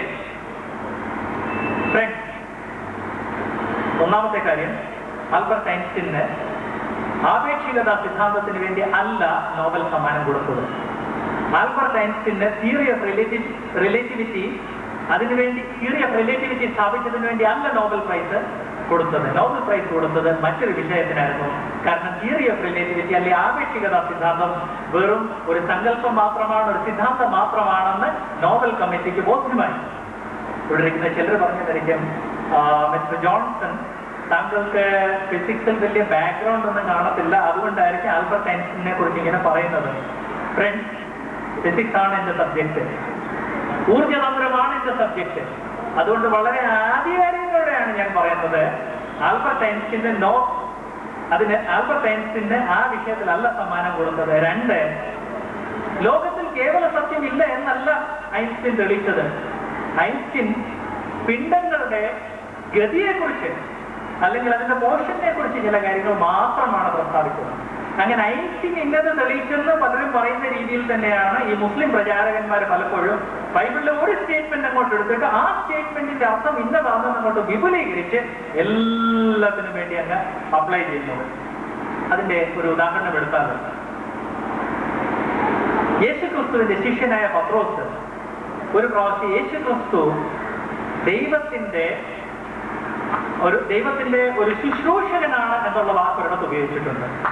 അതെടുത്തിട്ട് ഇവർ പറയുന്ന, കണ്ടോ, യേശുക്രിസ്തു ദൈവമല്ലായിരുന്നു, ദൈവതുല്യമല്ലായിരുന്നു, വെറും ഒരു ദാസൻ, ഒരു അടിമ മാത്രമായിരുന്നു എന്നാണ് ബൈബിളിൽ തന്നെ പറഞ്ഞിരിക്കുന്നത്. നോ, ബൈബിൾ ഒരു വ്യക്തിയെ കുറിച്ച് സംസാരിക്കുമ്പോൾ പലപ്പോഴും ആ വ്യക്തിയുടെ വ്യക്തിത്വത്തിന്റെ പല വശങ്ങളെ കുറിച്ച് സംസാരിക്കുന്നു. ഒരു വ്യക്തിയുടെ വ്യക്തിത്വത്തിന് പല വശങ്ങൾ കാണും, ഒരു വ്യക്തിക്ക് പല സ്ഥാനങ്ങൾ കാണും. അതിൽ ഒരു സ്ഥാനത്തെ കുറിച്ച് സംസാരിക്കുമ്പോൾ ആ വ്യക്തിക്ക് മറ്റൊരു സ്ഥാനമില്ലെന്നോ അല്ല ആ വ്യക്തിക്ക് സ്ഥാനം മാത്രമേ ഉള്ളെന്നോ എന്നർത്ഥമില്ല. അതിന്റെ ഒരു നല്ല ഉദാഹരണമാണ്, ഞാൻ ഒരു ബൈബിൾ സ്കൂൾ അധ്യാപകനാണ്. എന്നാൽ ഞാനൊരു ബൈബിൾ സ്കൂൾ അധ്യാപകനാണെന്നൊരു പ്രസ്താവന ഇറക്കി കഴിഞ്ഞാൽ അത് അധ്യാപകൻ മാത്രമാണെന്ന് അർത്ഥമില്ല. ഒരു ബൈബിൾ സ്കൂൾ അധ്യാപകൻ മാത്രമല്ല, ഞാൻ എൻ്റെ മക്കൾക്ക് ഒരു പിതാവാണ്. അവരെന്നെ ഒരു അധ്യാപകനായിട്ട് ഒരു പിതാവായിട്ടാണ് കാണുന്നത്. എൻ്റെ ഭാര്യ എന്നെ ഭർത്താവായിട്ട് കാണുന്നത്. അപ്പൊ അങ്ങനെ ഓരോ വ്യക്തിയും വീക്ഷിക്കുമ്പോൾ ഇതിന്റെ പല പൊസിഷൻസ് അവർ കാണുന്നു. ഒരു വ്യക്തി ഒരു പൊസിഷൻ കാണുന്നത് കൊണ്ട് ആ വ്യക്തിയുടെ മറ്റു പൊസിഷൻസ് തള്ളി പറയുന്നില്ല. അതുപോലെ തന്നെ യേശുക്രിസ്തുവിന്റെ ശിഷ്യന്മാര് യേശുക്രിസ്തുവിന്റെ ഒരു സ്ഥാനത്തെ കുറിച്ച് പറഞ്ഞപ്പോൾ ആ സ്ഥാനം മാത്രമേ ക്രിസ്തുവിനുള്ളൂ എന്ന് വാദിക്കുന്നത് അത് വാദപ്രതിവാദത്തിന്റെ ഒരു തന്ത്രം മാത്രമാണ്. യേശുക്രിസ്തു ദൈവമാണെന്നുള്ള പ്രസ്താവന യേശുക്രിസ്തുവും തന്റെ ശിഷ്യന്മാരും അക്കാലത്തുണ്ടായിരുന്ന പലരും അത് അംഗീകരിച്ചിട്ടുണ്ട്, അത് രേഖപ്പെടുത്തിയിട്ടുണ്ട്, അത് ഇഞ്ചിയിലുണ്ട്. ഇഞ്ചിയിൽ ഞങ്ങൾ നിങ്ങൾക്ക് ഇവിടെ ലഭ്യമാക്കി തരുന്നതായിരിക്കും, അത് വായിച്ചു നോക്കണം എന്നുള്ള കാര്യം ഞാൻ ഓർപ്പിക്കുന്നു. അതുപോലെ തന്നെ ഈ സ്റ്റേജിൽ വന്ന് ബൈബിളിനെതിരെ വാദപ്രതിവാദം നടത്തുന്ന പലരും ഉപയോഗിക്കുന്ന മറ്റൊരു തന്ത്രമാണ് ജനങ്ങളിലുള്ള അലസതയുണ്ടല്ലോ, അല്ലെങ്കിൽ അറിവില്ലായ്മ, അതിനെ ശരിയായിട്ട് ചൂഷണം ചെയ്യുക. നമുക്ക് തന്നെ അറിയാവുന്ന ഒരു കാര്യമാണ്, ഇന്ന് ഭാരതീയരായ നമ്മളുടെ ഇടയ്ക്ക് വളരെയധികം കാണപ്പെടുന്ന ഒരു കാര്യമാണ്, ഏത് കാര്യം എടുത്തു കഴിഞ്ഞാലും വേണ്ടത്ര കമ്മിറ്റ്മെന്റ് ഇല്ല, അലസത. ഈ അലസതയുടെ കാരണം നമ്മുടെ ധാരാളം അറിവില്ലായ്മയുണ്ട്. ഇവിടെ ഇരിക്കുന്ന ക്രിസ്ത്യ സഹോദര സഹോദരിമാരോട് ഒരു കാര്യം പറയട്ടെ. ഇന്ന് ക്രിസ്ത്യൻ കമ്മ്യൂണിറ്റി അങ്ങനെയുള്ള ഒരു സ്റ്റേജിൽ കൂടെ കടന്നു പോവുകയാണ്. അങ്ങനെയുള്ള ഒരു അവസ്ഥയിൽ കൂടെ അവർ കടന്നു പോകുന്നതിന്റെ കാരണം കൊണ്ടാണ് ഇത്രയധികം ക്രിസ്ത്യ വിശ്വാസത്തെ പലരും വെല്ലുവിളിക്കുന്നത്. നേരെ മറിച്ച് ഇങ്ങനെയുള്ള ഭോഷത്വം നിറഞ്ഞ പ്രസ്താവനകൾ ഇറക്കിയാൽ ആളുകൾക്ക് മനസ്സിലാകും എന്നുള്ള ഒരു അവസ്ഥ ഉണ്ടായിരുന്നെങ്കിൽ ആളുകൾ അല്ലെങ്കിൽ ഡിബേറ്റേഴ്സ് ഇങ്ങനെയുള്ള സ്റ്റേറ്റ്മെന്റ്സിന് തുനിയത്തില്ലായിരുന്നേ. ഈ അറിവില്ലായ്മയെ ചൂഷണം ചെയ്ത് പല രീതിയിലുള്ള പ്രസ്താവനകൾ ഇവർ പാസ്സാക്കുന്നുണ്ട്. അതില് എം.എം. അക്ബറിന്റെ ഏറ്റവും ഫേവറേറ്റ് ഒരു ഉദ്ധരണിയാണ്, കാന എന്ന് പറഞ്ഞ സ്ഥലത്ത് യേശു ക്രിസ്തു വളരെ അത്ഭുതകരമായ രീതിയിൽ മദ്യമുണ്ടാക്കി, കള്ളുണ്ടാക്കി, എന്നിട്ട് കള്ള് കുടിക്കാൻ വേണ്ടി ആളുകൾക്ക് കൊടുത്തു. എന്നിട്ട് അക്ബറിന്റെ ഒരു ഫേവറേറ്റ് ഒരു സ്റ്റേറ്റ്മെന്റ് ആണ്, ആ മദ്യം കുടിച്ചിട്ട് അവിടെ നിന്ന് ഒരാള് പറഞ്ഞു, ആദ്യമേ എളുപ്പമായ മദ്യമാണ്, പിന്നെ മുന്തിയ മദ്യമാണ് തന്നത്.